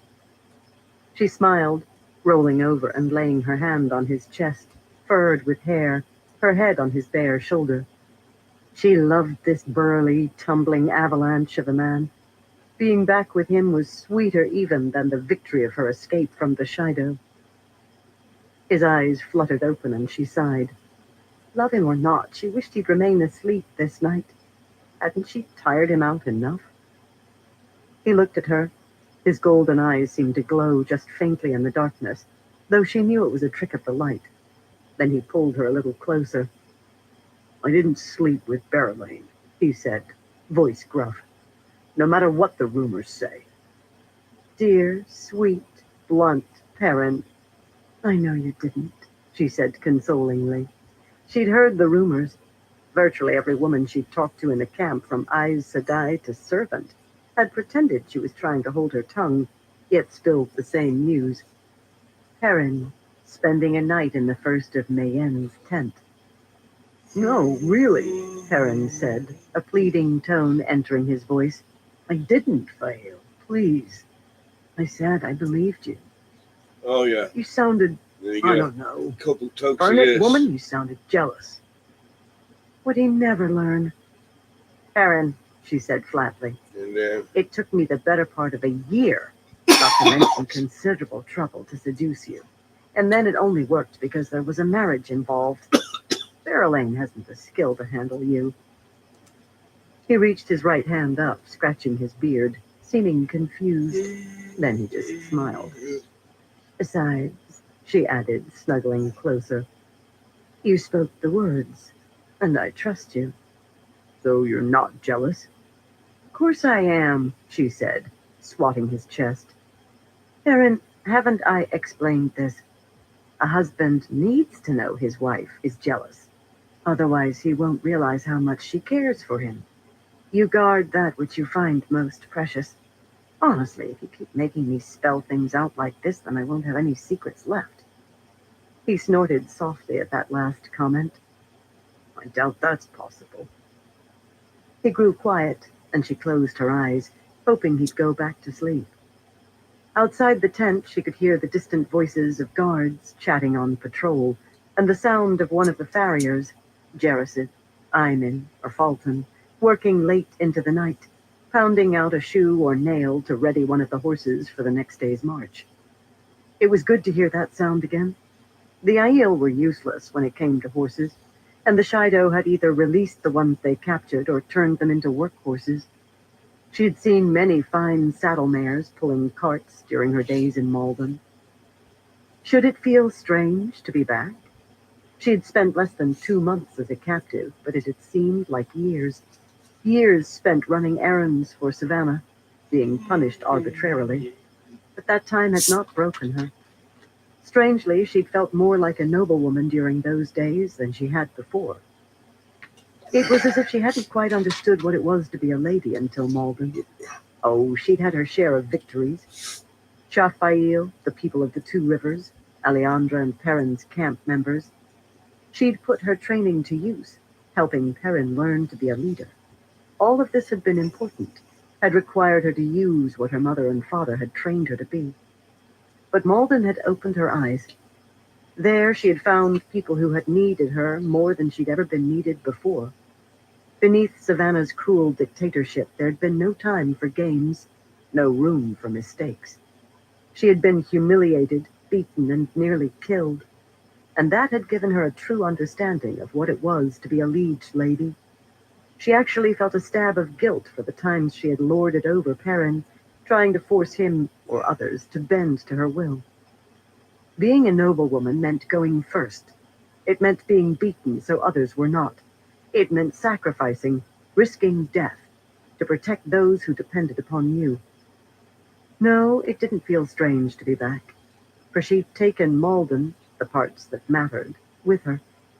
Hundreds had sworn allegiance to her among the Guy Shine, and she had saved them. She had done it through Perrin, but she had made plans, and one way or another she would have escaped and brought back an army to free those who had sworn to her. There had been costs, but she would deal with those later tonight, light willing. She opened an eye and peeked at Perrin. He seemed to be sleeping, but was his breath even? She slipped her arm free. "I don't care what happened to you," he said. She sighed. "No, not asleep." "What happened to me?" she asked with confusion. He opened his eyes, staring up at the tent. "The Shido. The man who was with you when I saved you. Whatever he did. Whatever you did to survive. It's all right." Was that what was bothering him? Light. "You big ox," she said, thumping a fist on his chest, causing him to grunt. "What are you saying? That it would be all right for me to be unfaithful? Just after you were so concerned to tell me that you hadn't been? What? No, it's different for you. You were a prisoner and I can't care for myself? You are an ox. No one touched me. They're Aiel. You know they wouldn't dare harm a Guy Shine." It wasn't quite true. Women had often been abused in the Shido camp, for the Shido had stopped acting like Aiel. But there had been others in the camp, Aiel who hadn't been Shido, men who had refused to accept Rand as their Kara Khan, but who also had trouble accepting Shido authority. The Brotherless had been men of honor, though they'd called themselves cast off. Hell yeah. They had been the only ones in Malden who had maintained the old ways. When the Guy Shine women had started to be in danger, the Brotherless had chosen and protected those they could. They hadn't asked anything for their efforts. Well, that wasn't true. They had asked for much, but had demanded nothing. Roland had always been an Aiel to her in action, if not in word. But like Massima's death, her relationship with Roland was not something Perrin needed to know about. She had never so much as kissed Roland, but she had used his desire for her as an advantage, and she suspected that he'd known what she was doing. Perrin had killed Roland. That was another reason that her husband didn't need to know about the Brotherless man's kindness. It would tear Perrin apart inside if he knew what he'd done. Perrin relaxed, closing his eyes. He had changed during these 2 months, perhaps as much as she had. That was good. In the borderlands, her people had a saying, "Only the Dark One stays the same." Men grew and progressed. The shadow just remained as it was. Evil. "We'll have to do some planning tomorrow," Perrin said, yawning. "Once gateways are available, we will have to decide whether to force the people to leave and decide who goes first. Has anyone discovered what happened to Massima?" "Not that I know of," she said carefully. "But with so many of his possessions gone from his tent—" "Massima doesn't care about possessions," Perrin mumbled quietly, eyes still closed. "Though maybe he would have taken them to rebuild. I guess he might have run off, though it's strange that nobody knows where or how." "He probably slipped away during the confusion after the battle." "Probably," Perrin agreed. "I wonder," he yawned. "I wonder what Rand will say. Massima was the point of this whole trip. I was to fetch him and bring him back. I guess I failed." "You destroyed the men who were murdering and robbing in the dragon's name," Fail said. "And you cut out the heart of the Shido leadership, not to mention all you've learned about the Shanchan." I think the dragon will find that what you've accomplished here far outweighs not bringing Massima back. Maybe you're right. Perrin mumbled sleepily. Blasted colors. I don't want to watch you sleeping, Rand. What happened to your hand? Like blinded fool, take better care of yourself. You're all we have. Last hunt coming. She could barely make out that last part. Why was he talking about Rand's hand going hunting? Was he actually falling asleep this time? Sure enough, he soon started snoring softly. She smiled, shaking her head fondly. He was an ox sometimes, but he was her ox. She climbed off of the pallet and moved through their tent, pulling on a robe and tying its belt. A pair of sandals followed, and then she slipped out through the tent flaps. Arla and Blasille guarded there along with 2 maidens. The maidens nodded to her. They would keep her secret. Fail left the maiden guards, but took Arla and Blasille with her as she walked out into the darkness. Arla was a dark-haired Tyran woman who was taller than most maidens, with a brusque way about her. Blasille was short, pale, and very slender, and she walked with a graceful sway. They were as different as women could get, perhaps, though their captivity had united them all. Both members of Chafail had been captured with her and gone to Malden as Geishine. After traveling a short distance, they picked up 2 other maidens. Bane and Chiad had spoken with them, likely. They passed out of the camp, moving to a spot where a pair of willow trees stood side by side. There, Fail was met by a pair of women who still wore Geishine white. Bane and Chiad were maidens themselves, first sisters, and dear to Fail.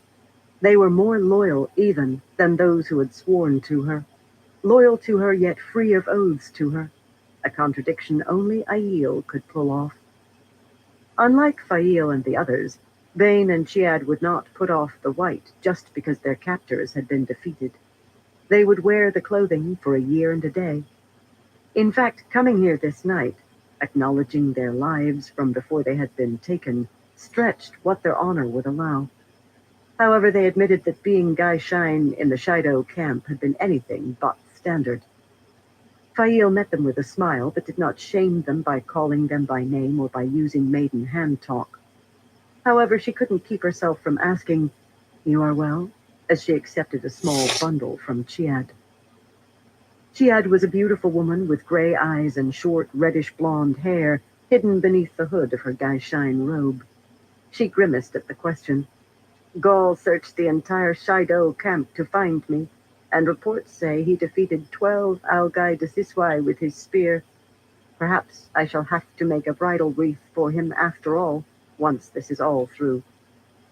Fail smiled. Chiad smiled back. He did not expect that one of the men he killed would turn out to be the one to whom Bane was Geishine. I do not think Gaul is happy to have both of us serving him. Foolish man.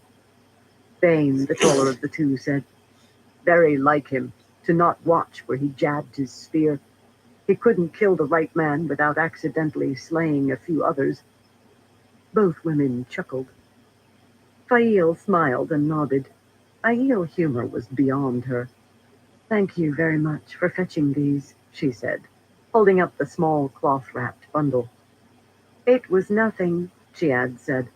"There were too many hands working that day, so it was easy.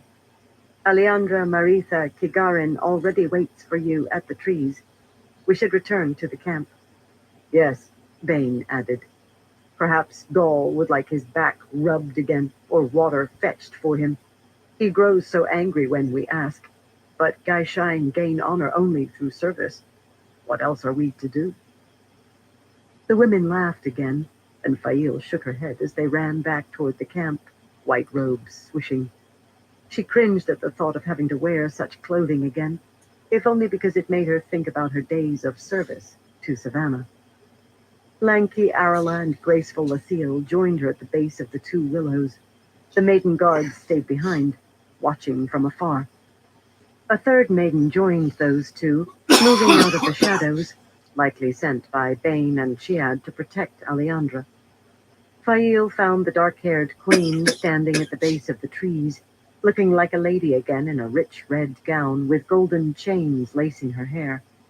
It was an extravagant display, as if she were determined to disprove the days she'd spent acting as a servant.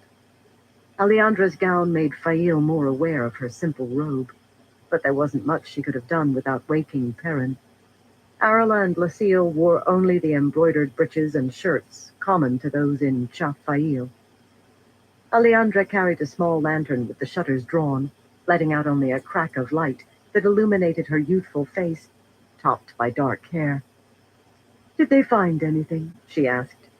"Please tell me that they did." She'd always been impressively grounded for a queen, if somewhat demanding. Her time in Malden appeared to have tempered the latter feature. "Yes." Fail hefted the bundle. The four women huddled around her as she knelt on the ground, the tips of the short grass lit by the lantern, shining like tongues of flame. Fail unwrapped the bundle. The contents weren't anything extraordinary. A small handkerchief of yellow silk, a belt of worked leather which had a pattern of bird feathers pressed into its sides, a black veil, and a thin leather band with a stone tied at the center. "That belt belonged to Kinwin," Aleandra said, pointing to it. "I saw him wearing it before." She trailed off, then knelt and picked it up.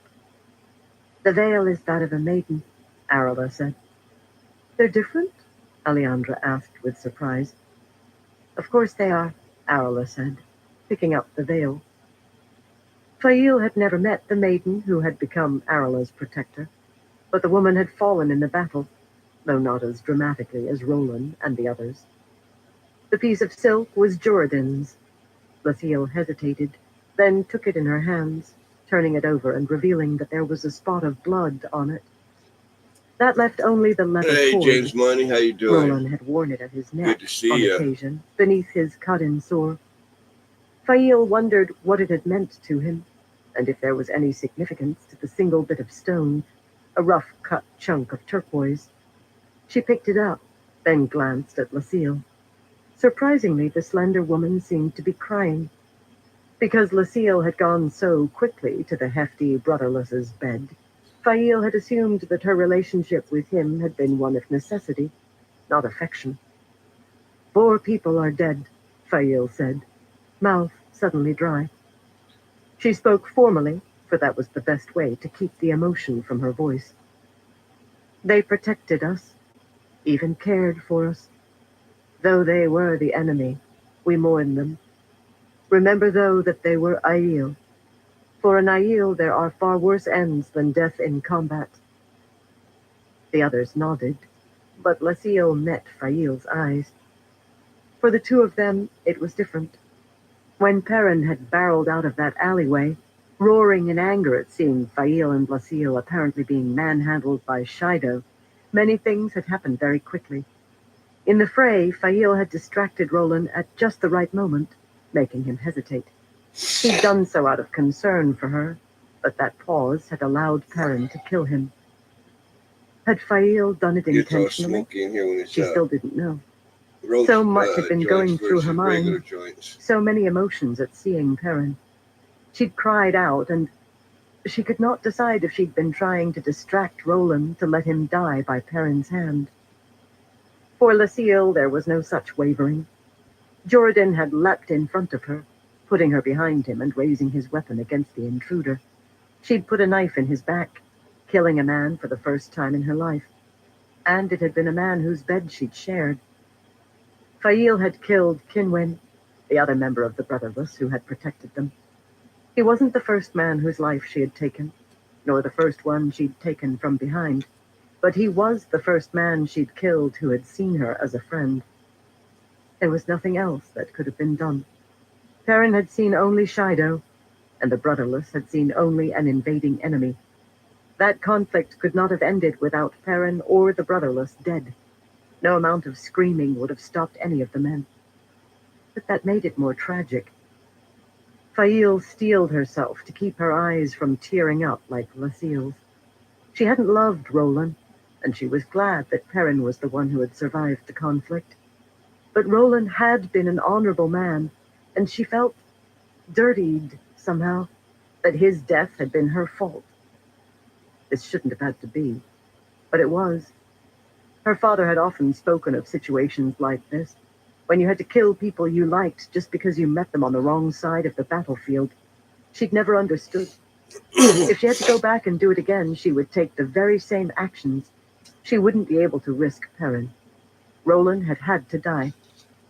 But the world seemed a sadder place to her for the necessity of it. Lucille turned away, sniffling softly.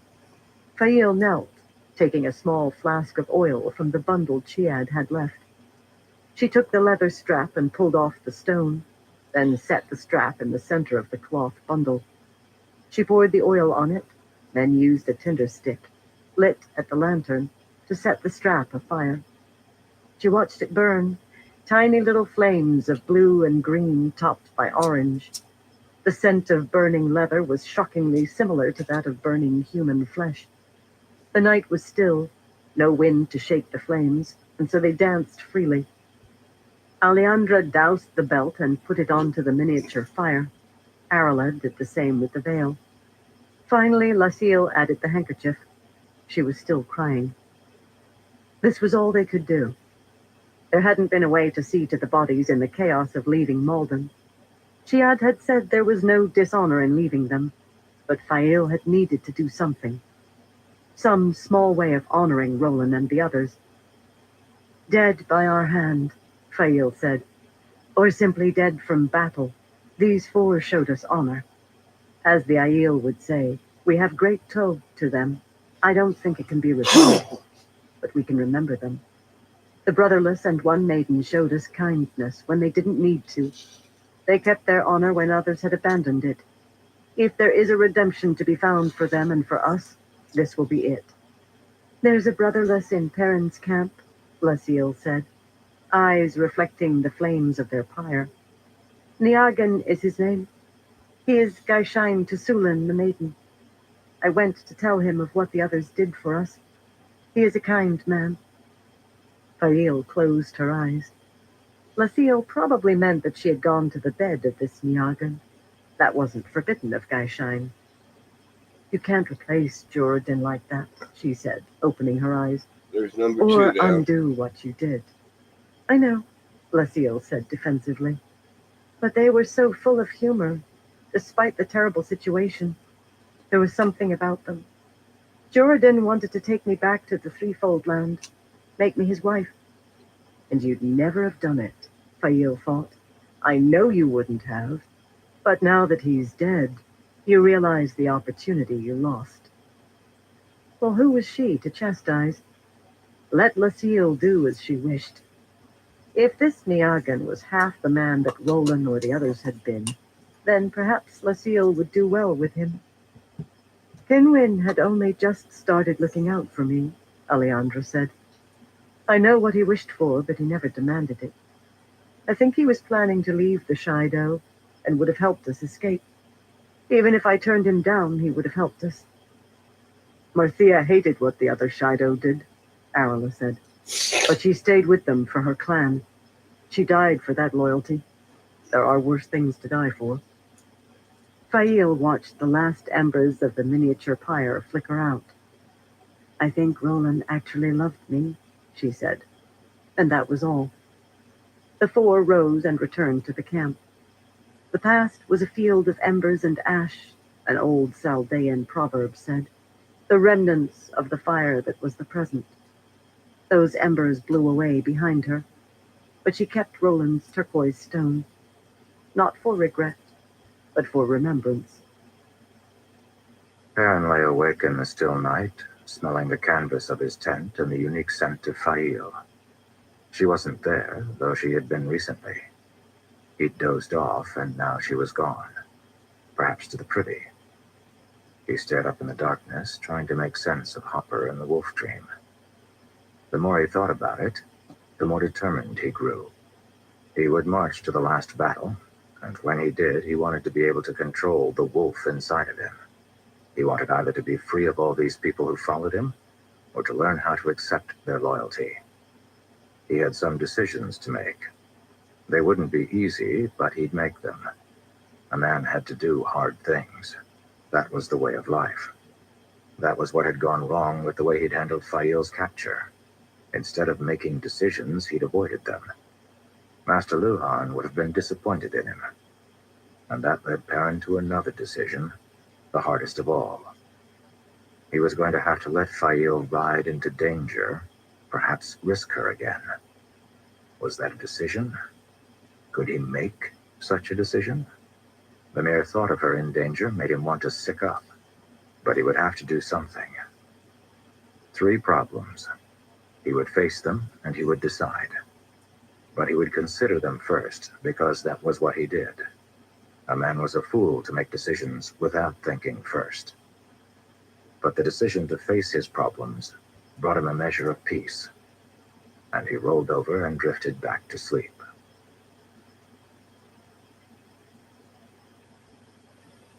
Chapter 22. The last that could be done. Semirag sat alone in the small room. They'd taken away her chair and given her no lantern or candle. Blast this cursed age and its cursed people. What she would have given for glow bulbs on the walls. During her days, prisoners hadn't been denied light. Of course, she had locked several of her experiments away in total darkness, but that was different.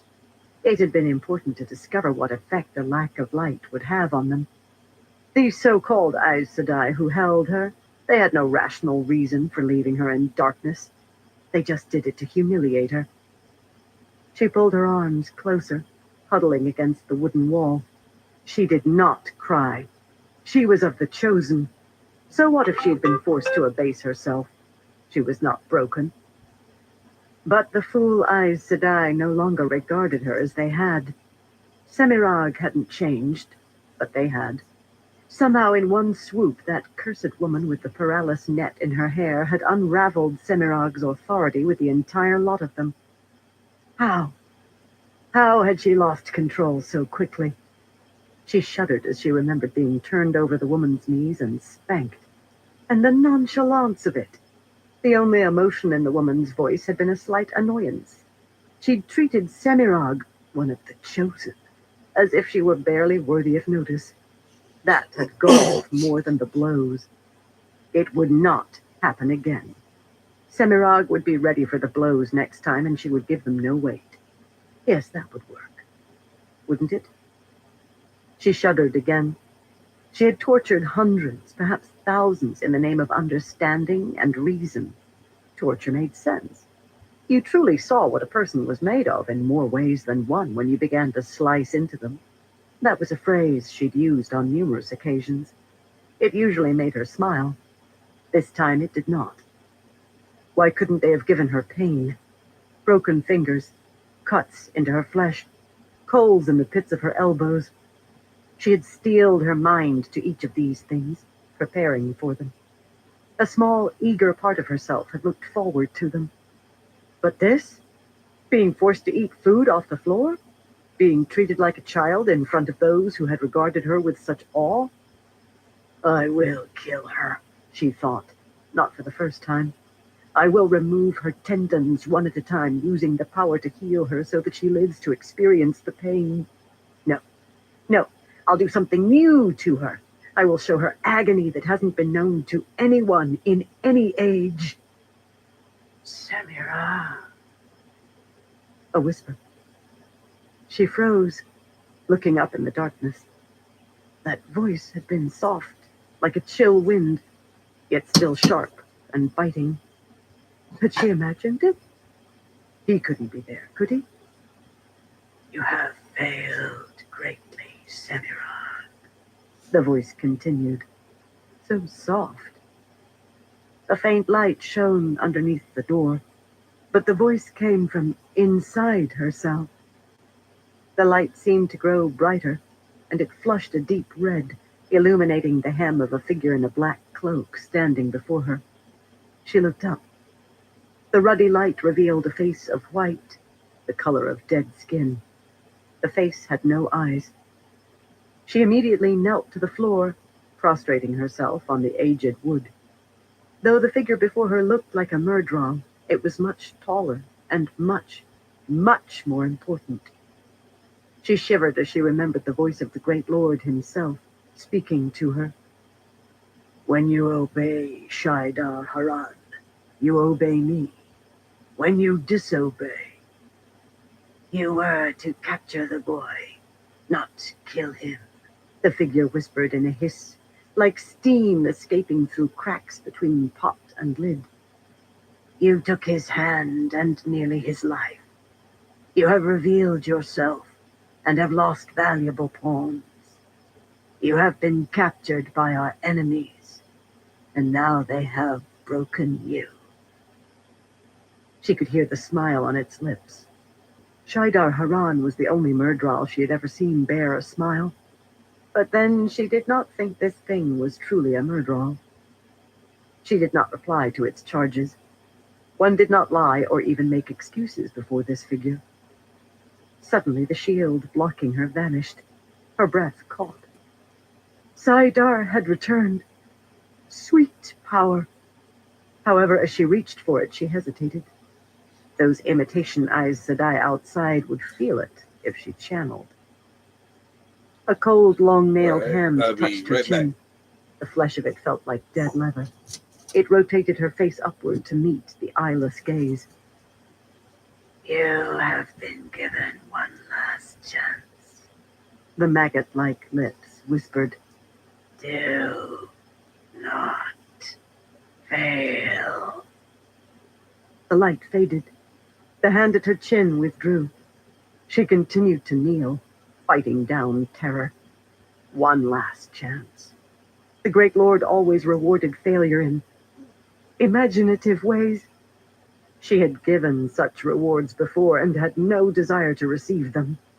They would make any torture or punishment these Aes Sedai could imagine look childish. She forced herself to her feet, feeling her way around the room. She reached the door and, holding her breath, tried it. The door opened.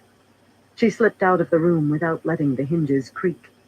Outside, 3 corpses lay on the ground, slumped free of their chairs. The women who had been maintaining her shield. There was someone else there, kneeling on the ground before the 3 of them. One of the Aes Sedai. A woman in green with brown hair pulled back into a tail, her head bowed. I live to serve, great mistress, the woman whispered. I'm instructed to tell you that there is compulsion in my mind you are to remove. Semirag raised an eyebrow. She hadn't realized there were any of the black among those Aes Sedai here. Removing compulsion could have a very nasty effect on a person. Even if the compulsion were weak or subtle, the brain could be harmed seriously by removing it. If the compulsion were strong, well, it was quite interesting to watch. Also, the woman said, handing something forward wrapped in cloth. I am to give you this. She removed the cloth, revealing a dull-colored metallic collar and 2 bracelets. The domination band. Crafted during the breaking, strikingly similar to the Adom Semirag had spent so much time working with. With this Ter Angreal, a male channeler could be controlled. A smile finally broke through Semirag's fear. Rand had only visited the Blight on a single occasion, though he could faintly remember having come to this area on several occasions before the Blight infected the land. Lews Theron's memories, not his own. The madman took to hissing and muttering angrily as they rode through the Saldaean scrub. Even Tardarshar grew skittish as they moved northward. Saldaea was a brown landscape of brushland and dark soil, nowhere near as barren as the Aiel Waste, but hardly a soft or lush land.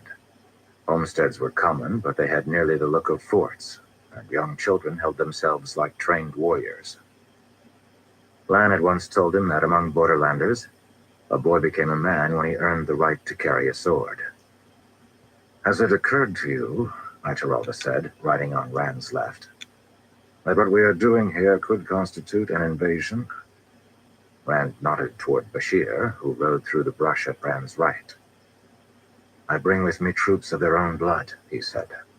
The Saldaeans are my allies. Bashir laughed. I doubt that the Queen will see it that way, my friend. It's been many months since I last asked her for orders. Why, I wouldn't be surprised to find that she's demanded my head by now. Rand turned his eyes forward. I am the Dragon Reborn. It is not an invasion to march against the forces of the Dark One. Ahead of them rose the foothills of the Mountains of Doom. They had a dark cast, as if their slopes were coated with soot. What would he himself do if another monarch used a gateway to deposit nearly 50,000 troops within his borders? It was an act of war, but the Borderlanders' forces were away doing light only knew what, and he would not leave these lands undefended. Just an hour's ride to the south, Ituralda's Domani had set up a fortified camp beside a river that had its source up in the highlands of World's End. Rand had inspected their camp and ranks. After that, Bashir had suggested that Rand ride up to inspect the Blight. The scouts had been surprised at how quickly the Blight was advancing, and Bashir thought it important that Ituralda and Rand see for themselves. Rand agreed. Maps sometimes couldn't convey the truth. Eyes could see. The sun was dipping toward the horizon like a drooping eye longing for sleep.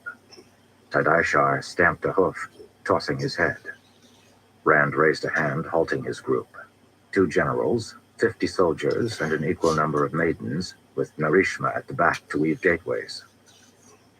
Northward, on the shallow slope, a scrub of broad-bladed grasses and squat brush swayed like waves in the wind. There was no specific line where the Blight began. A spot on a blade there, a sickly cast to a stem there. Each individual speck was innocent, yet there were too many. Far too many. At the top of the hillside, not a single plant was free of the spots. The pox seemed to fester even as he watched. There was an oily sense of death to the Blight, of plants barely surviving, kept alive like prisoners, starved to the very edge of mortality. If Rand had seen anything like this back in a field in the 2 rivers, he would have burnt the entire crop, and would have been surprised that it hadn't been done already. To his side, Bashir knuckled his long, dark mustaches. I remember when it didn't start for another 2 leagues, he noted. That wasn't so long ago. I have patrols running the length of it already, Ituralda said. He stared out at the sickly landscape. All the reports are the same. It's quiet out there. That should be enough warning that something is wrong, Bashir said. There are always patrols or raids of Trollocs to fight. If not that, then something worse to scare them away. Worms or blood rasps. Ituralda leaned one arm on his saddle, shaking his head as he continued staring at the Blight. I have no experience with fighting such things. I know how men think, but Trolloc raiding parties keep no supply lines, and I've only heard stories of what worms can do. I will leave some of Bashir's officers with you as advisors, Rand said. That would help, Ituralda said. But I wonder if it wouldn't be better to just leave him here. His soldiers could patrol this area, and you could use my troops in Aradaman. No offense, my lord, but don't you think it's odd to have us working in each other's kingdoms? No, Rand said. It wasn't odd, it was bitter sense. He trusted Bashir, and the Saldeans had served Rand well, but it would be dangerous to leave them in their own homelands. Bashir was cousin to the Queen herself, and what of his men? How would they react when their own people asked why they had become dragon-sworn? Strange as it was, Rand knew that he would cause a much smaller conflagration by leaving foreigners on Saldean soil. His reasoning with Ituralda was equally brutal. The man had sworn to him, but allegiances could change. Out here near the Blight, Ituralda and his troops would have very little opportunity to turn against Rand. They were in hostile territory, and Rand's Ashaman would be their only quick means of getting back to Aradaman. If left in his homeland, however, Ituralda could marshal troops and perhaps decide he didn't need the Dragon Reborn's protection. It was much safer to keep the armies in hostile territory. Rand hated thinking that way, but that was one of the main differences between the man he had been and the man he had become. Only one of those men could do what needed to be done, no matter that he hated it. Narishma, Rand called. Gateway. He didn't have to turn to feel Narishma seize the one power and begin weaving. The sensation prickled at Rand, enticing, but he fought it off. It was becoming more and more difficult for him to seize the power without emptying his stomach, and he did not intend to sick up and fight Ituralda. "You shall have 100 Ashaman by the end of the week," Rand said, speaking to Ituralda. "I suspect you will make good use of them." "Yes, I think I can do just that." "I want daily reports, even if nothing happens," Rand replied. "Send the messengers through a gateway. I'll be breaking camp and moving to Bandar Eben in 4 days." Bashir grunted. This was the first Rand had said of the move. Rand turned his horse toward the large open gateway behind them. Some of the maidens had already ducked through, going first, as always. Narishma stood to the side, his hair in its 2 dark braids set with bells. He had been a borderlander too, before he had become Ashaman. Too many clouded loyalties. Which would come first for Narishma? His homeland? Rand? The Aes Sedai to whom he was a warder? Rand was fairly certain the man was loyal. He was one of those who had come to him at Dumai's Wells. But the most dangerous enemies were those you assumed you could trust. "None of them can be trusted," Lews Therin said. "We should never have let them get so close to us. They'll turn on us." The madman always had trouble with other men who could channel. Rand nudged Tadaishar forward, ignoring Lews Therin's ramblings, though hearing the voice did take him back to that night. The night where he had dreamed of Moradin, and there had been no Lews Therin in his mind. It twisted Rand's belly to know that his dreams were no longer safe. He had come to rely on them as a refuge. Nightmares could take him, true, but they were his own nightmares. Why had Moradin come to help Rand in Shadar Logoth, back during the fight with Samael? What twisted webs was he weaving? He had claimed that Rand had invaded his dream, but was that just another lie? "I have to destroy them," he thought. "All of the Forsaken. And I must do it for good this time. I must be hard." Except that Min didn't want him to be hard. He didn't want to frighten her, of all people. There were no games with Min. She might call him a fool, but she did not lie, and that made him want to be the man she wished him to be. But did he dare? Could a man who could laugh also be the man who could face what needed to be done as Shale Ghul? To live, you must die, the answer to one of his 3 questions. If he succeeded, his memory, his legacy, would live on after he died. It was not very comforting. He didn't want to die. Who did? The Aiel claimed they did not seek death, though they embraced it when it came. He entered the gateway, traveling back to the manor house in Arad Doman, with the ring of pines surrounding the trampled brown grounds and the long ranks of tents. It would take a hard man to face his own death, to fight the Dark One while his blood spilled on the rocks. Who could laugh in the face of that? He shook his head. Having Lews Therin in his mind didn't help. "She's right," Lews Therin said suddenly. "She?" Rand asked. "The pretty one, with the short hair. She says we need to break the seals. She's right." Rand froze, pulling Tadaishar up short, ignoring the groom who had come to take the horse. To hear Lews Therin agreeing. "What do we do after that?" Rand asked. "We die. You promised we could die." "Only if we defeat the Dark One," Rand said. "You know that if he wins, there will be nothing for us. Not even death." "Yes. Nothing," Lews Therin said. "That would be nice. No pain, no regret. Nothing." Rand felt a chill. If Lews Therin began to think that way. "No," Rand said. "It wouldn't be nothing. He would have our soul. The pain would be worse, far worse." Lews Therin began to weep. "Lews Therin," Rand snapped in his mind. "What do we do? How did you seal the bore last time?" "It didn't work," Lews Therin whispered. We used Sidene, but we touched it to the Dark One. It was the only way. Something has to touch him. Something to close the gap. But he was able to taint it. The seal was weak. Yes, but what do we do differently? Rand thought. Silence. Rand sat for a moment, then slid off of Tadaishar and let the nervous groom lead him away.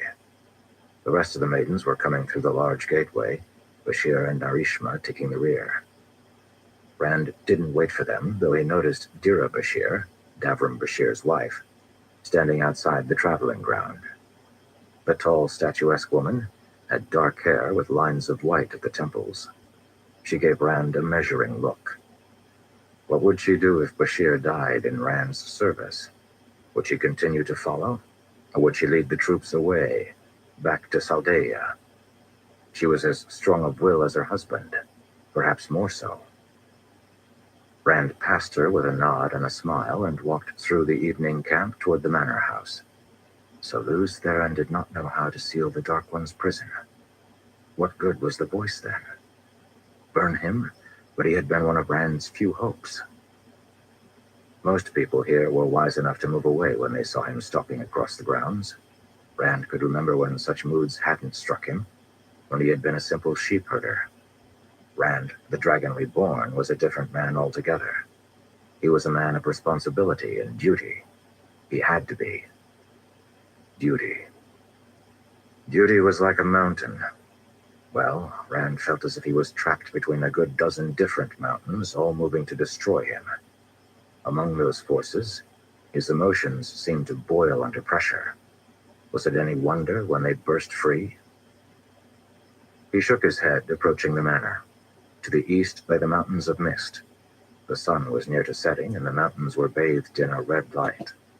Beyond them, and to the south, so strangely close, lay Emmons Field and the two rivers. A home he would never see again, for a visit would only alert his enemies to his affection for it. He had worked hard to make them think he was a man without affection. At times he feared that his ruse had become reality. Mountains. Mountains like duty. The duty of solitude in this case, for somewhere southward along those two near mountains was his father, Tam. Rand hadn't seen him in so long. Tam was his father. Rand had decided that. He had never known his birth father, the Aiel clan chief named Janduin.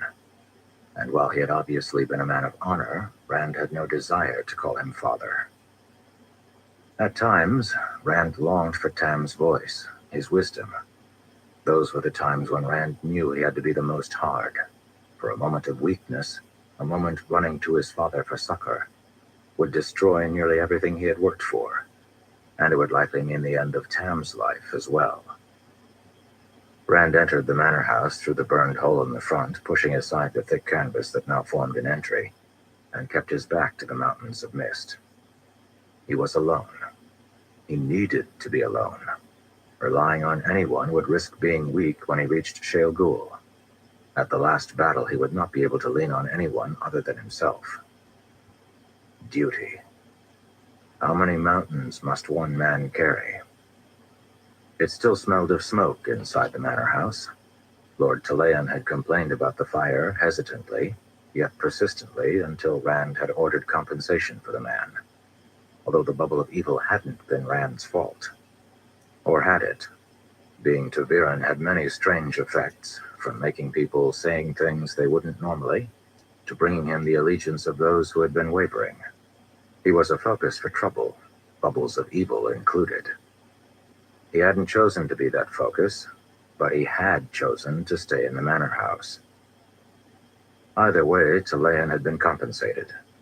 It was a pittance compared with the amount of money Rand was spending to fund his armies, and even that was small compared with the funds he'd dedicated to bring food to Aradaman and other troubled areas.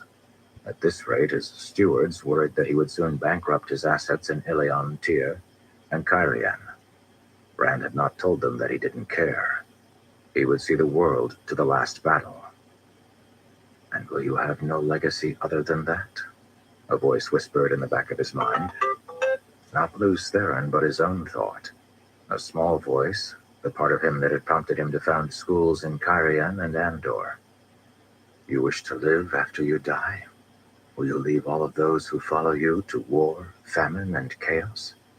Will the destruction be how you live on? Rand shook his head. He couldn't fix everything. He was just one man. Looking beyond the last battle was foolish. He couldn't worry about the world then. He couldn't. To do so would be to take his eye off the goal. And what is the goal? That voice seemed to say. Is it to survive, or is it to thrive?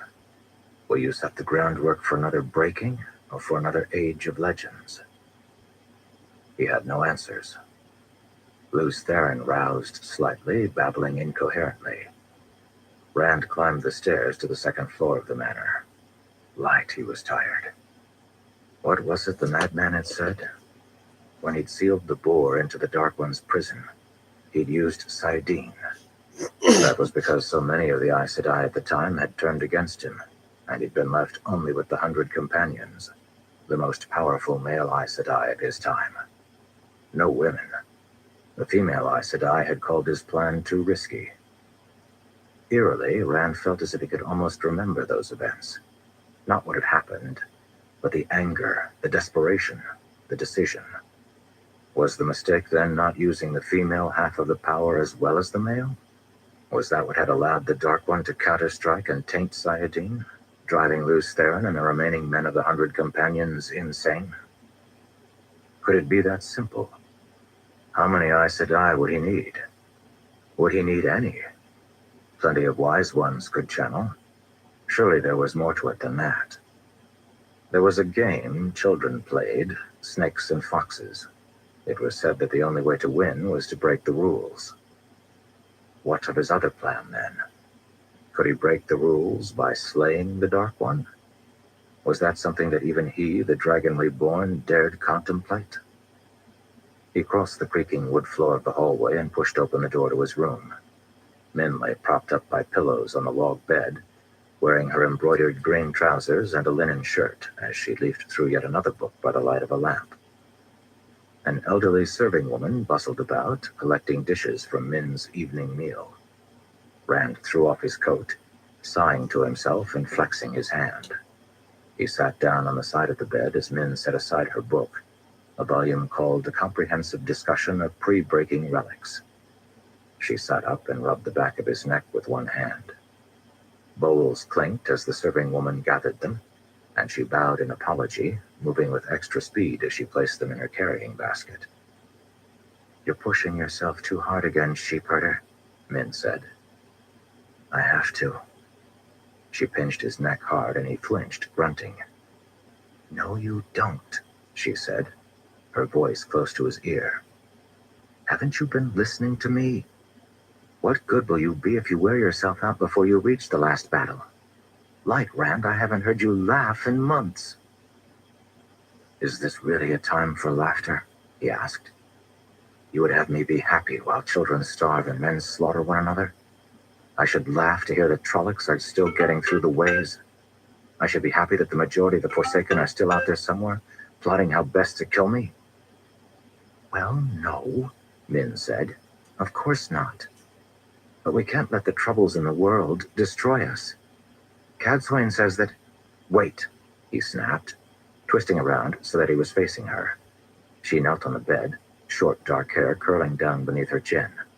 She looked shocked by his tone. What does Cadsuane have to do with this? He asked. Min frowned. Nothing. She's been telling you what to say, Rand said. She's been using you to get to me. Don't be an idiot, Min said. What has she said about me? Min shrugged. She worries about how harsh you've become. Rand, what is this? She's trying to get to me, manipulate me, he said. She's using you. What have you told her, Min? Min pinched him again sharply. I don't like that tone, Luby. I thought Cadsuane was your counselor. Why should I need to watch what I say around her? The serving woman continued to clink dishes. Why couldn't she just leave? This wasn't the kind of discussion he wanted to have in front of strangers. Min couldn't be working with Cadswain, could she? Rand didn't trust Cadswain by any measure. If she'd gotten to Min... Rand felt his heart twist. He wasn't suspicious of Min, was he? She'd always been the one he could look to for honesty, the one who played no games with him. What would he do if he lost her? Burn me, he thought. She's right. I've grown too harsh. What will become of me if I begin to grow suspicious of those I know love me? I'll be no better than Mad Luce Theron. Min, he said, softening his voice. Maybe you're right. Perhaps I've gone too far. She turned to look at him, relaxing. Then she stiffened, eyes widening in shock. Something cold clicked around Rand's neck. Rand immediately raised his hand to his neck, spinning. The serving woman stood behind him, but her form was shimmering. She vanished and was replaced by a woman with dark skin and black eyes, her sharp face triumphant. Semirog. Rand's hand touched metal. Too cold metal that felt like ice pressed against his skin. In a rage, he tried to pull free his sword from its black dragon-painted sheath, but found that he could not do so. His legs strained as if against some incredible weight. He scratched at the collar. His fingers could still move, but the metal seemed to be a single solid piece. At that moment, Rand felt terror. He met Semirog's eyes anyway, and she smiled deeply. I've been waiting for quite a long time to get a domination band on you, Luce Theron. Odd how circumstances occur, isn't? Something flashed in the air, and Semirog barely had time to cry out before something deflected the blade just barely. A weave of air, Rand could only assume, though he could not see waves made from Sayadar. Still, Min's knife had left a gash on the side of Semirog's face before passing by and burying itself in the wood of the door. Guards! Min cried. Maidens to arms! The Karakan is in danger! Semirog cursed, waving a hand, and Min cut off. I'll be right back. Rand twisted anxiously, trying, and failing, to seize Sayadin. Something blocked him. Min was tossed off the bed by weaves of air, her mouth locked shut. Rand tried to run to her, but again found that he could not. His legs simply refused to move. At that moment, the door to his room opened. Another woman entered with a hurried step. She glanced out of the doorway as if watching for something, then closed it behind her. Elsa. Rand felt a surge of hope. But then the small woman joined Semirog, taking up the other bracelet that controlled the Adom around Rand's neck. She looked up at Rand, her eyes red, looking dazed, as if something had hit her soundly on the head. However, when she saw him kneeling, she smiled. And so you've finally come to your destiny, Randall Thor. You will face the Great Lord, and you will lose. Elsa. Elsa was black. Burn her. Rand's skin prickled as he felt her embrace Sayadar, standing beside her mistress. They both confronted him, each one wearing a bracelet, and Semirog looked supremely confident. Rand growled, turning to Semirog. He would not be trapped like this. The Forsaken touched the bleeding gash on her cheek, then tisked to herself. She wore a drab brown dress. How had she escaped captivity? And where had she gotten this cursed collar? Rand had given that to Cadswain for safekeeping. She had vowed that it would be safe. No guards will come, Luce Theron, Semirog said absently, holding up her braceleted hand. The bracelet matched the collar on his neck. I've warded the room against listeners. You will find that you cannot so much as move unless I allow it. You've tried already, and you must see how futile it is. Desperate, Rand reached for Sayadin again, but found nothing. In his head, Luce Theron began to snarl and weep, and Rand felt almost as if he would join the man. Min. He had to get to her. He had to be strong enough. He forced himself towards Semirog and Elsa, but it was as if he were trying to move someone else's legs. He was trapped in his own head, like Luce Theron. He opened his mouth to curse, but nothing came out beyond a croak. Yes, Semirog said. You cannot speak without permission either. And I would suggest that you not reach for Sayadine again. You will find the experience unpleasant. When I tested the domination band before, I found it to be a far more elegant tool than those Shonchan Adam. Their Adam allows some small measure of freedom, relying on nausea as an inhibitor. The domination band demands far more obedience. You will act exactly as I desire. For instance, Oh, yeah, cheers. Rand stood up off the bed, his legs moving against his will. Then his own hand whipped up and began to squeeze his throat, just above the neckband. He gasped, stumbling. Frantic, he reached again for Sayadine. He found pain.